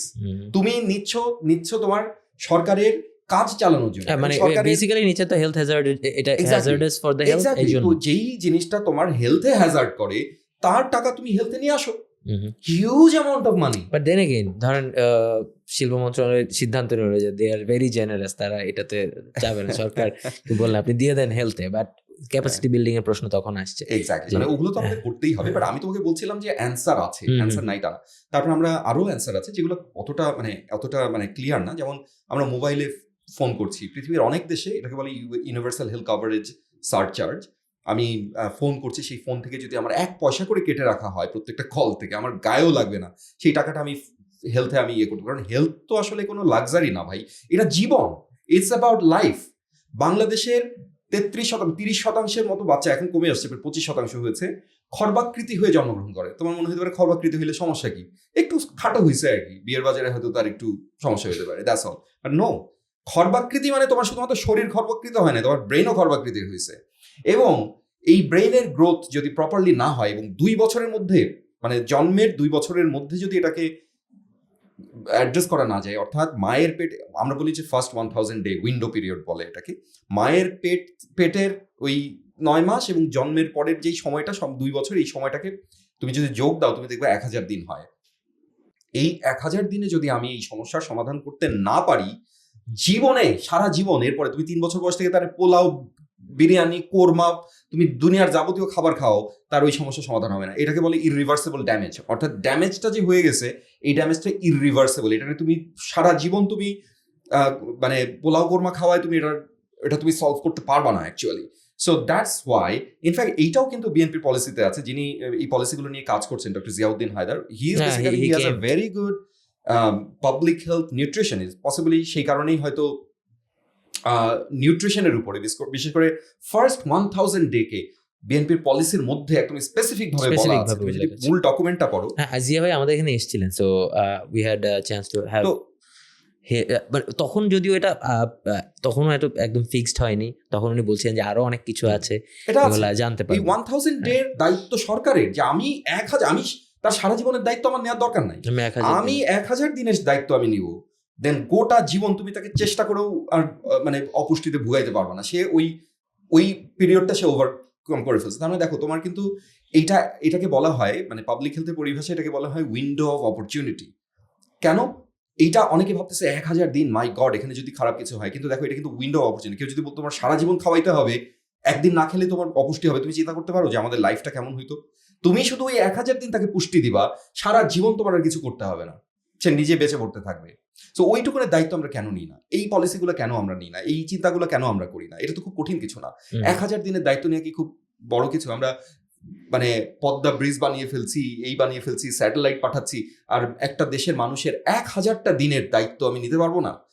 যেই দায়িত্বটা নিলে আমার দেশ আজকে উন্নতির শিখরে পৌঁছে যেতে পারে। একটা মানুষও, আমার 33% বা এখন 25-এ নেমে আসছে, 20% মানুষ তোমার এই যে অপুষ্টিতে ভুগছে, খর্বাকৃতির হচ্ছে। একজন মানুষেরও তো খর্বাকৃতি হওয়া উচিত না। একটা মানুষ খর্বাকৃতি হলে কিন্তু আমি মানে অ্যাপারেন্টলি বলছি, মানে তার অপুষ্টি, আমরা একটু ওয়েস্টিং বলি আর কি, স্টান্টিং বলি আর কি, স্টান্টিং হলে তার সারা জীবন এটার বয়ে বেড়াতে হয়। সে স্কুলে ভালো করতে পারে না, সে চাকরিতে ভালো করতে পারে না সারা জীবন, এবং সে যদি নারী সন্তান হয়, তার সন্তানও খর্বাকৃতি হওয়ার সম্ভাবনা থাকে বেশি। তার মানে এটা একটা মানে জেনারেশনাল সাইকেল অফ ভিশাস সাইকেলে আমরা পড়ে যাচ্ছি, যে মার সন্তানও এরকম হচ্ছে, তার সন্তানও এরকম হচ্ছে। মানে এটা একটা ভয়াবহ সাইকেল। কেন আমরা এটা নিয়ে এতদিন চিন্তা করি নাই? কারণ এটা তো জানা ছিল বহু বছর ধরে, এটা তো নতুন কোনো ডিসকভারি না, এভরিবডি নোজ। আপনি বলবেন আসলে যে why we can't spend that money, আমরা কেন এই টাকাটা খরচ করতে পারি না? যে টাকার খরচের প্রসঙ্গটা আসলো না, তার মানে আমি বলছিলাম যে অনেকভাবেই টাকাটা আনা যায় এবং আমাদের এফিশিয়েন্ট হতে হবে। তো এফিশিয়েন্ট আমরা হতে পারি না, তার কারণ হচ্ছে এফিশিয়েন্ট হতে হলে কে এফিশিয়েন্ট? যে কাজটা জানে সে এফিশিয়েন্ট। হ্যাঁ, যেমন এখন যদি মনে করো যে এই স্টুডিওতে যারা স্টুডিও রেকর্ড করছে, তারা যদি রেকর্ডিং জীবনে কোনোদিন না করে, ফার্স্ট দিন আসে এবং কাজটা তারা না জানে, তারা কি করবে? ফার্স্টে একবার অন করবে, একবার অফ করবে, ক্যামেরা সেট করবে, অ্যাঙ্গেল ঠিক করবে, ফোকাস ঠিক করবে, করতে করতে দেখা যাবে 2 ঘন্টা চলে গেল। তারপরে হয়তো সে একটা ইয়েতে পৌঁছাবে এবং কাজটাও ভালো মতো হবে না। তাহলে যে কাজটা জানে সেই কাজটা হয়তো 10 মিনিটের মধ্যে সেই সেট আপটা করে ফেলতে পারবে, আর যে কাজটা জানে না তার এই সেট আপটা করতে 2 ঘন্টা পার হয়ে যাবে। তার মানে যে কাজটা জানে তাকে দিয়ে কাজটা করাতে হবে। Answer is easy. এফিসিয়েন্সির অ্যান্সারটা আমি কিন্তু দিয়ে দিয়েছি অলরেডি। আমার মিনিস্ট্রি অফ হেলথে, তুমি শুনলে আশ্চর্য হবা যে আমার মিনিস্ট্রি অফ হেলথে একজন ডাক্তারও নাই। মিনিস্ট্রি অফ হেলথ ডাক্তার না, সরি, একজনও হেলথের ব্যাকগ্রাউন্ড নাই। মানে আমি কথাটা একটু এক্সাজারেট করলাম, একজনও নাই হয়তো ব্যাপারটা তা না, হয়তো একজন আছে, বাট হওয়ার কথা তো ছিল সবাই হেলথ ব্যাকগ্রাউন্ড। আমি বলছি তাকে ডাক্তার হতে হবে, কিন্তু তার হেলথ সম্পর্কে তো জানতে হবে। দেখা যায় রেল মন্ত্রণালয় থেকে আসছে, না হলে দেখা যায় তোমার পাবলিক অ্যাডমিনিস্ট্রেশন থেকে আসছে, না হলে তোমার ওই কি বলে বন মন্ত্রণালয় থেকে আসছে, বিভিন্ন মন্ত্রণালয় থেকে। সচিবের খবর নাও, আমি জানি না উনি কে, ওনার নামও আমি জানি না, কোন ব্যাকগ্রাউন্ড থেকে জানি না। আমি তোমাকে গ্যারান্টি দিতে পারি he is not from health background. সে এমন একটা ব্যাকগ্রাউন্ড, সে জীবনে কোনোদিন হেলথ চালায় নাই। তাহলে যেই মানুষটা জীবনে কোনোদিন স্বাস্থ্যের মতো এরকম হাইলি টেকনিক্যাল কমপ্লিকেটেড একটা ডিপার্টমেন্ট চালাইতেছে, যে কোনোদিন হেলথের দায়িত্বে ছিল না, কোনোদিন হেলথ নিয়ে চিন্তা করে নাই, যার কোনোদিন কোনো হেলথের কোনো ট্রেনিং ছিল না, তাহলে সেই উদাহরণটার আমি যে ফার্স্টে যে উদাহরণটা দিলাম, যে এখানে যে স্টুডিও সেট আপ করতেছে, সে যদি কোনোদিন জীবনে কোনোদিন ক্যামেরা হাতে না ধরে, সে কি সেট আপটা করতে পারবে? তাহলে এফিসিয়েন্সি কেন, ইনএফিসিয়েন্সি কেন হয়? Did you get my answer? This is the answer. আমার মিনিস্ট্রি অফ হেলথে একজন হেলথের মানুষ নাই। আমার ডিজি হেলথে আছে ক্লিনিশিয়ানরা। আমি মনে করি যে একজন বড় একটা হাসপাতাল চালানো আর একটা মিনিস্ট্রি চালানো একই কথা। ডাক্তারের কাজ তো তোমার অপারেশন করার, রোগীর ওষুধ দেওয়া, তার কাজ তো সোশ্যাল সায়েন্স বুঝে, পলিসি বুঝে, পলিটিক্স বুঝে, সোশিওলজি বুঝে যেই পলিসিটা মেক করতে হয়, সেটা তো তার কাজ না। তাহলে আমি কেন একজন আই স্পেশালিস্টকে ডিজি হেলথ বানাই? আমার এর আগের ডিজি হেলথ যিনি ছিলেন, মানে director general of the health services, মানে একজন বিখ্যাত surgeon, I respect him, but he is a surgeon. সে তো কোনোদিন তার ওটির বাইরে কাজ করে নাই। সে কিভাবে সারা দেশের রাজনীতি, অর্থনীতি, সমাজনীতি, নৃতত্ব সবকিছু বুঝে? না, এই প্রশ্নটা আমি আপনাকে করতাম যে বিকজ আপনি বিং এ ক্লিনিশিয়ান, তারপরে আপনি পাবলিক হেলথ সেক্টরে চলে আসলেন। এখন বাংলাদেশে বাস্তবতা হচ্ছে যে পাবলিক হেলথ এক্সপার্টস বা এই জাতীয় তারা তো আসলে সিনিয়র ম্যানেজমেন্টাল পজিশনগুলোতে যান না, তারা যান ক্লিনিশিয়ানরাই। So hospital director, administrator mostly হচ্ছে তারা ক্লিনিশিয়ান ছিলেন, কোনো একটা সার্জেন্স। আমি বেশ কয়েকজন, আমি এত বেশি তো অবভিয়াসলি আপনার মতো চিনবো না, বাট আমি বেশ কয়েকজনকে চিনি যারা সিনিয়র সার্জনস ওর আদার প্র্যাকটিশনার্স, যারা পরবর্তীতে আসলে গিয়ে অ্যাডমিনিস্ট্রেটিভ রোলে এসছেন। সো অ্যাডমিনিস্ট্রেটিভ রোলগুলো এগুলো, এবং এরকম না যে পার্সেন্টেজটা like 50-50, okay understandable, but it's like nearly like more than 80% probably, 99.99% actually, মানে নাই সবই। এটা আবার বলাটাও তো একটু মানে আই ডোন্ট নো, এটা বলাটাও তো একটু হয়তো বা যারা ডাক্তার সমাজ আসলে কিভাবে নিবে। এটা ডাক্তারদের কোনো সমস্যা না, পাবলিক হেলথ প্রফেশনালরা তো ডাক্তার। এইটা হচ্ছে আমি মানে এটার মধ্যে একটা ক্লাস ডিভাইড এটা যেটা হচ্ছে যে এই জিনিস, এই জন্য আমার যেটা সলিউশন, এটা নিয়ে আমার একটা পলিসি অ্যানালাইসিস আছে, এটা আন্তর্জাতিকভাবে যথেষ্ট পরিমাণে সাইটেড হয়েছে, international journal of health policy and management এটা পাবলিশও হয়েছে। আমি এখানে 3টা ট্র্যাক করে দেখিয়েছি। শ্রীলঙ্কায় কিন্তু এভাবে হয়, তুমি মেডিকেল সায়েন্স, মেডিকেল ডিজি হেলথের আন্ডারে হয়তো তুমি মেডিকেল ট্র্যাকে ঢুকছো, তোমাকে ফার্স্টেই বলে দেওয়া হবে যে তোমার জন্য 3টা ট্র্যাক আছে, তুমি যে কোনো একটা বেছে নাও ভাই, এবং সেখানেই তোমার সাফল্য আসবে। তুমি যদি ক্লিনিশিয়ান হও, ক্লিনিশিয়ানদের তুমি বস হও। তুমি ক্লিনিশিয়ান হয়ে অ্যাডমিনের বস তুমি কেন হবা? তুমি তো ওই বিষয়ের লোকই না। আবার তুমি অ্যাডমিন হয়ে তুমি কেন আরেকজনের উপর ছড়ি ঘুরাবা? তুমি অ্যাডমিনই থাকো। তুমি এডুকেশনিস্ট, তুমি মেডিকেল কলেজের টিচার, তোমার ক্যারিয়ার গ্রোথ ওই মেডিকেল এডুকেশন রিসার্চ এইদিকে হবে, তুমি গিয়ে কেন অ্যাডমিনে বসবা? তো আমি যদি শুরুতেই, যখনই আমার মনে করো যে আমার 100 জন মানুষ বিসিএস হেলথ দিয়ে হেলথ ক্যাডারে ঢুকলো, আমি যদি তখনই ওকে বলি যে দেখো তোমার সামনে 3টা রাস্তা আছে, এবং 3টা রাস্তায় ঠিক এইভাবে ক্যারিয়ার ল্যাডার সাজানো আছে, এবং কোনোটা থেকে খারাপও না ভালো না, বাট তাদের কাজের ধারাটা একটু ডিফারেন্ট। তুমি যদি একজন মানে তুমি যদি একজন ক্লিনিশিয়ান হও, তুমি চিন্তা করো নিজেকে একজন বড় সার্জন হিসেবে, তুমি হেলথ সার্ভিস ট্র্যাকে যাও, তুমি মানুষকে সার্ভিস দাও, ক্লিনিক্যাল সার্ভিস দাও, তুমি ডিগ্রি করো, তোমার ওইভাবে তোমার প্রফেশনাল গ্রোথ হবে, এবং তুমি আলটিমেটলি গিয়ে তোমার ট্র্যাকের বস হতে পারবা। তোমার প্রফেশনে তুমি হয়তো মেডিকেল অফিসার হচ্ছ, সিনিয়র মেডিকেল অফিসার হচ্ছ, তারপর হয়তো কনসালটেন্ট হচ্ছ, সিনিয়র কনসালটেন্ট হচ্ছ, ইত্যাদি ইত্যাদি। মানে তুমি একটা ক্যারিয়ার ট্র্যাক তৈরি করো, তোমার ওইভাবেই প্রমোশন হবে। তোমাকে ডিজি হেলথ হয়ে তোমার মানে এই যে তোমার অপ্রাপ্তির পূর্ণতা তোমার আনতে হবে না, যে আমি অন্য একটা ট্র্যাকে গিয়ে, আমি যেহেতু খুব বড় একজন ডাক্তার হয়েছি, আমি ডিজি হেলথ হয়ে আমার এটা আমার মানে আমার শ্রেষ্ঠত্ব প্রমাণ করতে হবে না। তুমি তোমার ট্র্যাকে শ্রেষ্ঠ, কিন্তু তুমি অন্য ট্র্যাকে কেন আসবা? তুমি যেইটাকে, তুমি কি মিটার গেজের ট্রেন তুমি ব্রড গেজে চালাইতে পারবা না তো। তো সেই ট্রেন যত দূরেই যাক, যত ভালোই হোক, তোমার ট্র্যাক তো আলাদা। সো তুমি ট্র্যাক ডিফাইন করে দাও, সে ওইদিকেই ক্যারিয়ার গ্রো করুক। যে মেডিকেল কলেজে পড়াবে, আমাদের তো রিসার্চও দরকার, আমাদের দেশে কোনো রিসার্চ হয় না। আমি সিঙ্গাপুরে কাজ করি, ওখানে মানে ক্লিনিশিয়ান সায়েন্টিস্ট বলে, ক্লিনিশিয়ান সায়েন্টিস্টরা সারা জীবন ওই গবেষণাই করে, এবং রুগীও দেখে হয়তো তাদের অবসর সময়, ওরকম মানে ব্যবস্থা আছে তাদের, কিন্তু তারা প্রাইমারিলি ক্লিনিশিয়ান সায়েন্টিস্ট। সে গবেষণা করবে, সে ওই ফিল্ডটাকে সামনের দিকে এগিয়ে নিয়ে যাবে। তুমি তাদের জন্য একটা আলাদা ট্র্যাক করো, সে ঢুকবে হয়তো রিসার্চ অ্যাসোসিয়েট হিসেবে, তারপরে সে হয়তো লেকচারার হলো, তারপরে সিনিয়র লেকচারার হলো, সে যদি একটা পিএইচডি করে বা একটা এমফিল করে, তাকে তুমি অ্যাসিস্ট্যান্ট প্রফেসর বানাও, কিন্তু তার ট্র্যাকটা ওইদিকেই গ্রো করবে। সে কখনোই ডিজি হেলথ হবে না, সে প্রফেসর হবে, হেড অফ দ্য ডিপার্টমেন্ট হতে পারে। একইভাবে আমার অ্যাডমিনে কি কোনো মানুষ নাই যেই মানুষটা এমওডিসি ছিল, মেডিকেল অফিসার ডিজিজ কন্ট্রোল, সে অ্যাডমিনিস্ট্রেটিভ কাজই বেশি করে, তারপরে হয়তো সে ইউএইচএনএফপিও হয়, উপজেলা হেলথ কমপ্লেক্সের উপজেলা health and family planning, say administrative কাজই করে, তারপরে সে সিভিল সার্জন হয়, অ্যাডমিনিস্ট্রেটিভ কাজ করে, তারপরে হয়তো সে ডিভিশনাল ডিরেক্টর হয়। 20 বছর পার হয়ে গেল তার জীবনের, তারপরে সে যখন ডিজি হেলথে ঢুকতে যাবে, হঠাৎ করে কোত্থেকে ধরে আনে এক ডাক্তারকে তার মাথার উপর বসিয়ে, সে সারা জীবন অ্যাডমিনিস্ট্রেশন সামলাইছে, সে শিখেছে অ্যাডমিনিস্ট্রেশন, সে চালায় অ্যাডমিনিস্ট্রেশন, সে মানে হি ইটস ড্রিঙ্কস অ্যাডমিনিস্ট্রেশন, মানে অ্যাডমিনিস্ট্রেশনই তার জীবন। অথচ তার বস, যে অ্যাডমিনিস্ট্রেশনের বস, সে এসে ইররেলেভেন্ট আদেশ তাকে দিচ্ছে, কারণ তার তো অ্যাডমিনিস্ট্রেশনের কোনো ব্যাকগ্রাউন্ড নেই। সে হচ্ছে একজন অফথালমোলজিস্ট, সে চোখের ডাক্তার। সে চোখের ডাক্তার কেমনে বুঝবে যে তোমার ওইখানে তোমার কাকে দিয়ে তোমার অ্যাডমিনিস্ট্রেশনটা সামলাতে হবে, কিভাবে তোমার কাজটা। তো এই জন্য আমি বলেছি যে মেক 3 ডিস্টিংক্ট ট্র্যাক, এবং ট্র্যাকগুলো পোরাস হবে না।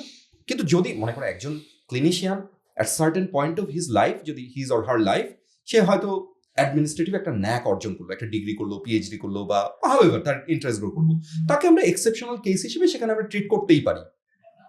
কিন্তু exception cannot be a rule, that's my point. কিন্তু আমাদের এক্সেপশনই হয়ে গেছে rule, and that's why we are inefficient. Very much understandable. আপনি সিঙ্গাপুরে পড়াচ্ছেন বা ঢাকাতে পড়িয়েছেন, যদিও আপনি ওইভাবে মেডিকেল কলেজের টিচার ছিলেন না ঢাকাতে যখন পড়িয়েছেন, বাট আপনি এই ফিল্ডের আমি সঙ্গে ইউনিভার্সিটি ফ্যাকাল্টি হ্যাঁ, ছিলাম। সো এই ফিল্ডের সঙ্গে আপনি জড়িত ছিলেন মোরলেস। বাট প্রশ্নটা আপনার কাছে করাটা রেলিভেন্ট এই জন্য, যেহেতু এডুকেশন নিয়ে আমরা মোরলেস কথাবার্তা বলেছি। বাংলাদেশে আমরা দেখেছি গত শুধু 15 বছর বলবো না, অলমোস্ট অনেক বছর ধরেই বাংলাদেশে প্রাইভেট মেডিকেল কলেজের, প্রাইভেট মেডিকেল ইনস্টিটিউশনসের একটা রাইজ হয়েছে।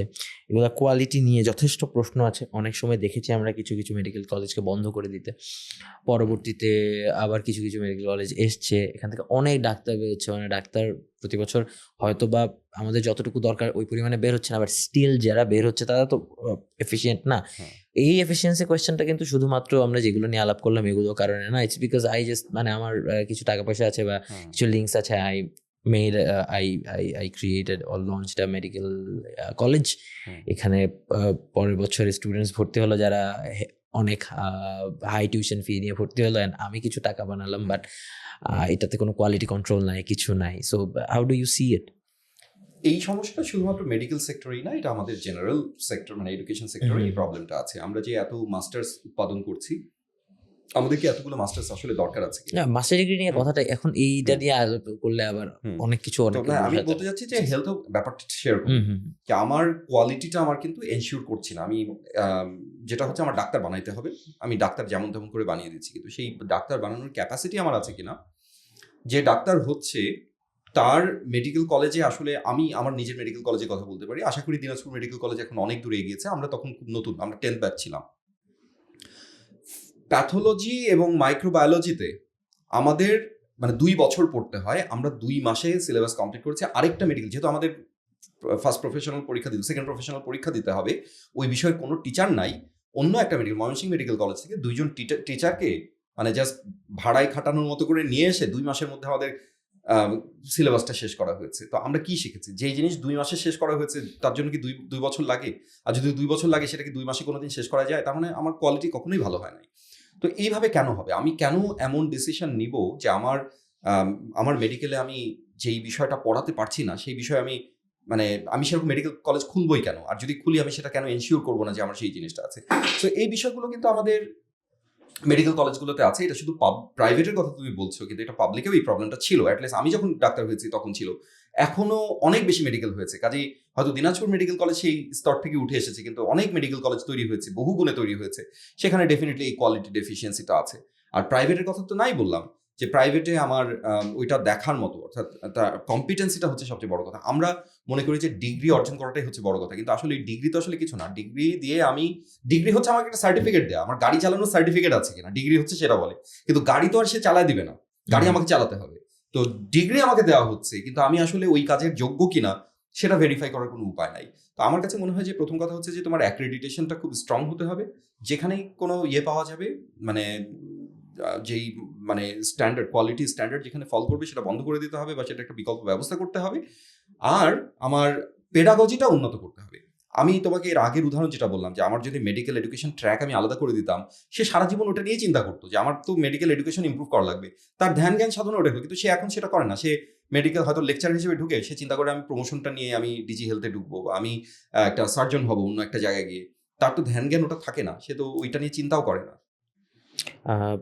আমরা অনেকগুলো বিষয় এতক্ষণ ধরে আসলে মেডিকেলের বিভিন্ন বিষয় নিয়ে আলাপ করলাম, পলিসি ইমপ্লিমেন্টেশন নিয়ে আলাপ করলাম। আপনি শুরুতে একটা বলছিলেন যে আপনার আসলে বলা হয়নি যে আপনি পরে জন হপকিন্স থেকে তখন দেশে আসলেন, আবার দেশ থেকে চলে যাওয়ার ডিসিশন কেন, সেটা বলবেন? এইটা কিছুটা কন্ট্রোভার্সিয়াল। আমি মানে আজকের আলোচনাটা খুব বেশি একাডেমিক এবং ছিল, ওখানে আমি এই বিষয়গুলো আনতে চাই না, কারণ এখানে কিছুটা রাজনৈতিক বিষয় চলে আসে। আচ্ছা, না না আমি কিছুটা বলতে পারি। সেটা হচ্ছে যে আমি দেশে আসছি 2015 থেকে 2019 মানে 20-এ আর কি কোভিড হলো। তখন আমি পাবলিক হেলথ ফাউন্ডেশনের এক্সিকিউটিভ ডিরেক্টর, এবং পাবলিক হেলথ ফাউন্ডেশনের এক্সিকিউটিভ ডিরেক্টর হিসেবে আমাকে যেহেতু public health as a discipline খুব বেশি পরিচিত ছিল না, সাংবাদিকরা সবসময় আমার কাছেই আসতো, মানে গুগলে হয়তো সার্চ দিয়েছে পাবলিক হেলথ বাংলাদেশ হিসেবে লিখে আমার নামটা এসছে। তো প্রতিদিন দেখা যেত যে সাংবাদিকরা আসছেন বা কোনো মিডিয়া আউটলেটে আমাকে কথা বলতে হচ্ছে, কিন্তু আমার দুজন কলিগ, একজন ব্র্যাক ইউনিভার্সিটির, একজন নর্থ সাউথ ইউনিভার্সিটির, তারা যৌথভাবে একটা প্রেডিকশন মডেল করেছেন, তাও নিজেরা না, এটা ইম্পেরিয়াল কলেজ লন্ডনের প্রেডিকশন মডেলটা বাংলাদেশে অ্যাপ্লাই করে ডেটাগুলো সেট করে তারা জাস্ট দেখিয়েছেন যে বাংলাদেশ যদি এই ধারায় চলতে থাকে এবং এই ব্যবস্থাগুলো যদি না নেওয়া হয় তাহলে এই সংখ্যক হয়তো দেখা যাচ্ছে 10,000 মানুষ মারা যাবে। I just giving a random number আর কি, মানে একটা বড় সংখ্যক মানুষ মারা যাবে। তারা বলেননি যে মারা গিয়েছে, বলেননি যে সরকারের কোনো ক্ষতি হয়েছে, তাদেরকে তুলে নিয়ে যাওয়া হয়েছে। হ্যাঁ, সেই সময় 2020 সালের কথা বলছি। তো এরকম পরিস্থিতিতে আমি কখনোই নিরাপদ বোধ করিনি, বিশেষ করে আমি যখন খুবই outspoken, I am very outspoken, আমি অতটা মেপে কথা বলতে পারি না আসলে। তার মধ্যে আমি যখন পাবলিক হেলথ ফাউন্ডেশনের এক্সিকিউটিভ ডিরেক্টর, আমাকে বলতেই হতো, আমাকে যখন বলা হচ্ছে সরকারের এই সিদ্ধান্তটা কি ঠিক হলো, এই যে বারবার কি বলে সাধারণ ছুটি ঘোষণা করছে, এক সপ্তাহ পর পর বাড়াচ্ছে, এটা কি ভালো হলো? আমাকে বলতেই হয়েছে যে সাধারণ ছুটি শুনে মানুষজন মনে করছে আরে ছুটি পাওয়া গেছে, যাই কক্সবাজার থেকে ঘুরে আসি, মানুষ গিয়েছে কক্সবাজারে, কিন্তু এটা তো আসলে ছুটি না। আর দ্বিতীয়ত এক সপ্তাহ পরে আমার যদি এপিডেমিওলজি বা জনস্বাস্থ্য বা রোগতত্ত্ব নিয়ে অআকখ জানা থাকে, আমি কিন্তু জানি যে এক সপ্তাহ পরে এটা দূর হবে না, এটা মিনিমাম কয়েক মাস লাগবে। আমি কোন আক্কেলে আমি 3 দিন 4 দিন 1 সপ্তাহ এরকম করে করে আমি এটা বাড়াচ্ছি এবং কোনো প্ল্যানিং আমি করছি না। আমি জাস্ট মনে করছি যে জাস্ট লকডাউন দিয়ে দিলেই বোধহয় সমস্যার সমাধান হয়ে যাবে। আমার টেস্ট কিট আমি কিনি নাই, আমি টেস্ট সেন্টার বানাই নাই, আমি হয়তো টেস্ট হয়েছে সেই ডাটাগুলো আমি প্রকাশ করি নাই মানুষকে সচেতন করার জন্য। আমি মানুষকে স্টিগমাটাইজ করেছি, মানুষের বাসার উপরে, যে প্রথম দিকের কথা বলছি, তার বাসার ছাদের উপর লাল রঙের পতাকা টাঙিয়ে আমি বলছি যে এই লোক কোভিড আক্রান্ত, এই পরিবারের বিয়ে শাদী আছে, সামাজিক মর্যাদা আছে, সবকিছু আমি ক্ষুণ্ণ করছি। এরপর কি মানুষ কি কোনোদিন প্রকাশ করবে যে তার কোভিড হয়েছে? সে তো স্টিগমাটাইজড হয়ে যাবে। একের পর এক ভুল সিদ্ধান্ত হয়েছে। বলা হয়েছে বাংলাদেশের মানুষ ঈদের সময় নর্মালি তারা কি করে, ঈদগাতে গিয়ে নামাজ পড়ে। ঘোষণা দেওয়া হলো কনভেনশনাল সায়েন্সের সম্পূর্ণ উল্টা। বলা হলো যে ভাই ঈদগাতে যাওয়া যাবে না, যদি একান্ত নামাজ পড়তে হয় মসজিদে পড়তে হবে। মসজিদ তো একটা বদ্ধ ঘর ভাই, এখানে তো ভাইরাসের ইয়েটা বেশি হয়, খোলা জায়গায় তো ভাইরাস ওইভাবে ছড়াতে পারে না, চলে যায়, কিন্তু সেখানে হয়। তো এই কথাগুলো তো আমাকে বলতে হয়েছে। আমাকে যখন জিজ্ঞেস করা হয়েছে এই সিদ্ধান্তটা কি ঠিক হয়েছে, আমি তো বলতে পারি না অ্যাজ এ রেসপন্সিবল সায়েন্টিস্ট, আমি তো বলতে পারি না যে হ্যাঁ ঠিক হয়েছে। আমাকে বলতে হয়েছে সরকারের সিদ্ধান্ত ভুল হয়েছে। এবং সরকারের সিদ্ধান্ত ভুল হয়েছে বলার পরিণতি কি হয় আমার চোখের সামনেই আমার আছে। আমার 2জন কলিগকে তুলে নিয়ে যাওয়া হয়েছিল, ছেড়ে দেওয়া হয়েছে তাদেরকে পরে। কিন্তু সেই অস্থিরতা, সেই যে একটা মানে ভয় ভীতি, তার মধ্যে আমি খুবই আউটস্পোকেন। আমার একটা পলিটিক্যাল অ্যাফিলিয়েশন ছিল আমার ছাত্র জীবনে। সেই সময় সবকিছু মিলিয়ে I was feeling very unsafe in this country. কারণ আমার চারপাশ থেকে যেভাবে মানুষকে তুলে নিয়ে যাওয়া হচ্ছে, তাদের সন্ধান পাওয়া যাচ্ছে না। আমার পরিবার আমাকে বারবার বলছে তুমি মিডিয়াতে এই কথাগুলো বলো না, কিন্তু আমি বুঝতে পারছি যে একজন পাবলিক হেলথ সায়েন্টিস্ট হিসেবে এই কথাগুলো বলা আমার দায়িত্ব। এই কথাগুলো বলার জন্যই আমার জন্ম হয়েছে, আমি কেন বলবো না? তো তখন দেখলাম যে এইভাবে তো নেগোশিয়েট করা যায় না, নিজের সাথে কম্প্রোমাইজ করা যায় না। তো এরকম একটা পরিস্থিতিতে আমার কাছে মনে হলো যে আসলে এই দেশে আসলে থাকার থেকে আমি বরং দেশের বাইরে চলে যাই আর কি। আমি জনস হপকিন্স থেকে দেশে আসছি, কিন্তু আমি ওইটা আমার জন্য আরো বেশি লোভনীয় ছিল। তো আমি অনেকটা আমার এই দেশেই আমার কাজ করার ইচ্ছা ছিল, কিন্তু এই দেশের যে রাজনৈতিক পরিস্থিতি ছিল সেটা আমাকে। এখন কি চিন্তা করছেন? এখন ইটস এ ডিফারেন্ট টাইম। আমি জানি না, মানে এটা এখনো খুব ডিপলি চিন্তা করার সুযোগ হয়নি, কারণ এখনো তো একটা ট্রানজিশনের মধ্যে আছে। কি হয় আমি নিজেও জানি না। তবে দেশের রাজনৈতিক, সামাজিক, অর্থনৈতিক পরিস্থিতি যদি স্টেবল হয়, উন্নত হয় বলছি না, স্টেবল হয়, আইনের শাসন প্রতিষ্ঠা হয়, I will be the first to return. আমি প্রশ্নটা ইদানিং সবাইকে করছি, আপনাকেও করি, গতকালকেও করেছি, যেহেতু আপনি বিদেশে পড়াশোনা করার সুযোগ হয়েছে, বিদেশে থাকছেন দীর্ঘদিন ধরে। যদি ধরেন আজকে কোনো একটা জিনিস নিয়ে এসে কালকে ইমপ্লিমেন্ট করার সুযোগ থাকে বাইরের যে কোনো দেশ থেকে, আপনি সিঙ্গাপুরে ছিলেন, ইউএস ছিলেন, সিঙ্গাপুরে আছেন, ইউএস ছিলেন, so what would be that one thing or two things? একটা কাজ যদি আমার করতে হয় সেটা আমি করব হচ্ছে, এটাকে বলে হচ্ছে ডিসিশন মেকিং। যেটা হয় আমাদের দেশের ডিসিশন মেকিংটা হয় হচ্ছে উপর থেকে। আমরা ডেটা ড্রিভেন ডিসিশন নেই, টপ টু বটম। হ্যাঁ, top to bottom, top down. আমি আমার ডিসিশন মেকিং গুলোকে বটম আপ করে দেবো যদি একটা কাজ আমার করার সিদ্ধান্ত থাকে। আমি একটা উদাহরণ দিয়ে বলি, সিঙ্গাপুরে একটা ডেন্টাল স্কুল আছে, ডেন্টাল কলেজ, মানে ডেন্টাল বলে যেটাকে আর কি। আরেকটা ডেন্টাল কলেজ করার জন্য ওখানকার প্রভাবশালী যেসব মানুষজন আছে, প্রভাবশালী বলতে মানে যারা ইনফ্লুয়েন্সিয়াল সায়েন্টিস্ট যারা আছে, ডেন্টিস্ট আছে, তারা বললো যে 4 বছর ধরে তারা মিনিস্ট্রিকে বোঝানোর চেষ্টা করলো যে আরেকটা ডেন্টাল কলেজ খুললে ভালো হয়, আমাদের অ্যাফিলিয়েশন আছে, এরকম ইংল্যান্ডের একটা ইউনিভার্সিটি আমাদের সাথে কাজ করতে চায়, আমাদের রিসোর্স আছে, আরেকটা বানানো হোক, কারণ আমাদের ডেন্টিস্টের দরকারও আছে, কারণ ডেন্টালের খরচ অনেক বেশি। মিনিস্ট্রি 4 বছর ধরে গবেষণা করলো, প্রজেকশন করলো, আমিও সেই টিমে ছিলাম, মানে যারা চাচ্ছে তাদের পক্ষে ছিলাম, মিনিস্ট্রি থেকেও কিন্তু এরা একটা টিম তৈরি করেছে। প্রজেকশন করে তারা বললো যে দেখো, একটা ডেন্টাল কলেজ আমি তৈরি করে দিতে পারি, কিন্তু ডেন্টাল কলেজের বয়স হয়তো 50 বছর 100 বছর চলবে। আগামী 20 বছরের মধ্যে আমার ডাক্তার স্যাচুরেটেড হয়ে যাবে, এরপরে 80 বছর এই ডেন্টাল কলেজের কাজ কি হবে? সো আমি এই কলেজ বানাবো না, বরং আমি 20 বছর বাইরে থেকে ডাক্তার এনে চালাবো, এটা মোর কস্ট ইফেক্টিভ। আমাদের দেশে অহরহ মেডিকেল কলেজ হয়ে যাচ্ছে, ডেন্টাল কলেজ হয়ে যাচ্ছে, কারণ আমরা প্রমিস করে আসি, পলিটিশিয়ানরা প্রমিস করে আসে, আমি আমার এলাকায় গেলে প্রমিস করবো কোনো একটা সরকারি মেডিকেল কলেজ আছে, আমি আরেকটা করে দিব। তারপরে দেখো আরেকটা উদাহরণ দিই, বাংলাদেশের কোনো সরকারি হাসপাতালে গিয়ে দেখছো যে মানুষ ফ্লোরিং করে না? সবগুলোতে করে। তুমি যদি দেখতা যে একটাতে করে কি দুইটাতে করে, তুমি বলতে পারতো যে ভাই হয়তো এখানে একটা ব্যতিক্রম হয়েছে। তুমি যখন দেখছো যে প্রত্যেকটা হাসপাতালে মানুষ ফ্লোরিং করে, প্রত্যেকটা হাসপাতালে ওভারফ্লো হয়, তোমার মনে কি প্রশ্ন জাগে না তাহলে কি আমাদের ডিসিশন মেকিংটা ভুল হচ্ছে না? কেন আমার প্রত্যেকটা হাসপাতালে ফ্লোরিং করতে হবে? কেন আমি বেশি ফ্লোর বানাই, বেশি বেড বানাই না? কেন বানাই না? কারণ আমার ডিসিশনটা কিন্তু আমলা নেয় মিনিস্ট্রিতে বসে। আমলা বলে দেয় যে আমার 500 বেডের হাসপাতাল দরকার, আমার 250 বেডের হাসপাতাল দরকার। আবার তুমি কি মানে এই সিস্টেম ডাইনামিক্স মডেলিং করে দেখেছো যে তোমার আসলে নিড কতটুকুন, তোমার কতজন বেড দরকার? তোমার যদি 100 বেড দরকার তুমি 100 বেড করবা, তোমার 500 বেড দরকার হলে 500 বেড করবা, তোমার 1000 বেড দরকার হলে 1000 বেড করবা। না, এটা তো ক্যালকুলেট করা যায়। আবার অনেক একটা পুরনো বিষয়। আপনি বেডের কথাটা যেহেতু বলছেন, আমি জাস্ট এখানে একটা রেলেভেন্ট ইনফরমেশন নিয়ে আসি। প্রেসিডেন্ট জিয়াউর রহমান যখন ছিলেন, উনি প্রথমে 31 বেডের উপজেলা হাসপাতালগুলো করলেন। এরপরে 2001-এ সম্ভবত এটা 50 বেড করা হয়েছে। সো আপনি দেখেন প্রেসিডেন্ট জিয়াউর রহমানের সময় থেকে 2001 পর্যন্ত it's been more than like 30 years. 30 বছর সময় লাগলো, না 30 বছর না, 20 ইয়ার্স অর সো সময় লাগলো যে এটাকে 51 বেড করতে। এখনো পর্যন্ত তো এটাও বাড়েনি। সো মানে ডিসিশন মেকিং তো ওই জায়গাতে থমকেছে। তো ইনফ্যাক্ট মানে ডিসিশন, আমার পয়েন্ট ওটা না যে বেড সংখ্যা বাড়াতে হবে, এটা আমার পয়েন্ট না। আমার পয়েন্ট হচ্ছে যে আমি কয়টা বেডের হাসপাতাল হবে এই সিদ্ধান্তটা মিনিস্ট্রি নেবে না, এই সিদ্ধান্তটা নিতে হবে আমার ডেটা ড্রিভেন। আমার গবেষণা থেকে আমি বুঝবো যে কোন এলাকায় কয়টা হাসপাতাল দরকার। আমি এমন উপজেলা হেলথ কমপ্লেক্স দেখেছি যেই হসপিটালে আসলে রুগী হয় না। কেন? কারণ সেই এলাকার পাশেই হয়তো একটা বড় সদর আছে, জিওগ্রাফিক্যালি সেই সদর হাসপাতালে যাওয়া তার জন্য সুবিধাজনক, সে সদর হাসপাতালে গিয়ে ট্রিটমেন্ট নিয়ে আসে, তার উপজেলা হেলথ কমপ্লেক্সে সে যায় না। আবার এমন উপজেলা হেলথ কমপ্লেক্স আছে যেখানে উপচে পড়ে মানুষ, তাহলে সব জায়গায় তুমি 50 বেড কেন করবা? তোমার কোথাও 10 বেডও কাজ হতে পারে, কোথাও 100 বেডও লাগতে পারে, কিন্তু তুমি সারা বাংলাদেশে 100 বেড করে দিলা, 50 বেড করে দিলা, দিস নট এ সলিউশন।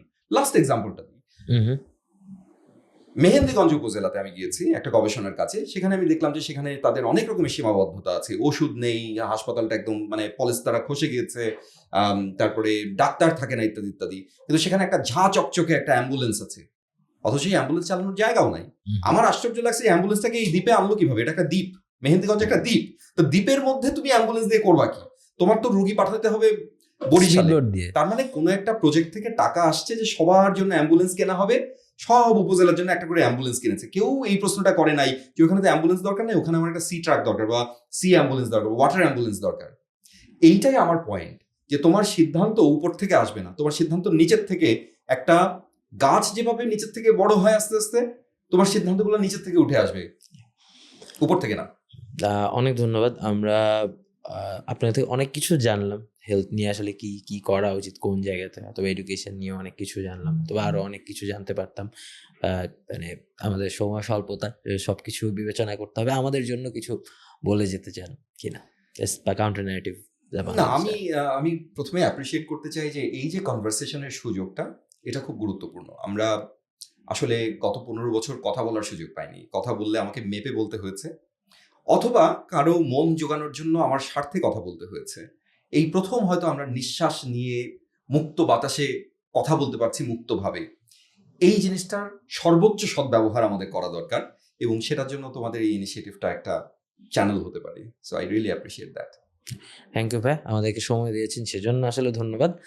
আজকের মতো শেষ করছি। সুপ্রিয় দর্শক, ধন্যবাদ আমাদের সাথে থাকার জন্য। পরবর্তী এপিসোড নিয়ে আবারও ফিরবো। আল্লাহ হাফেজ।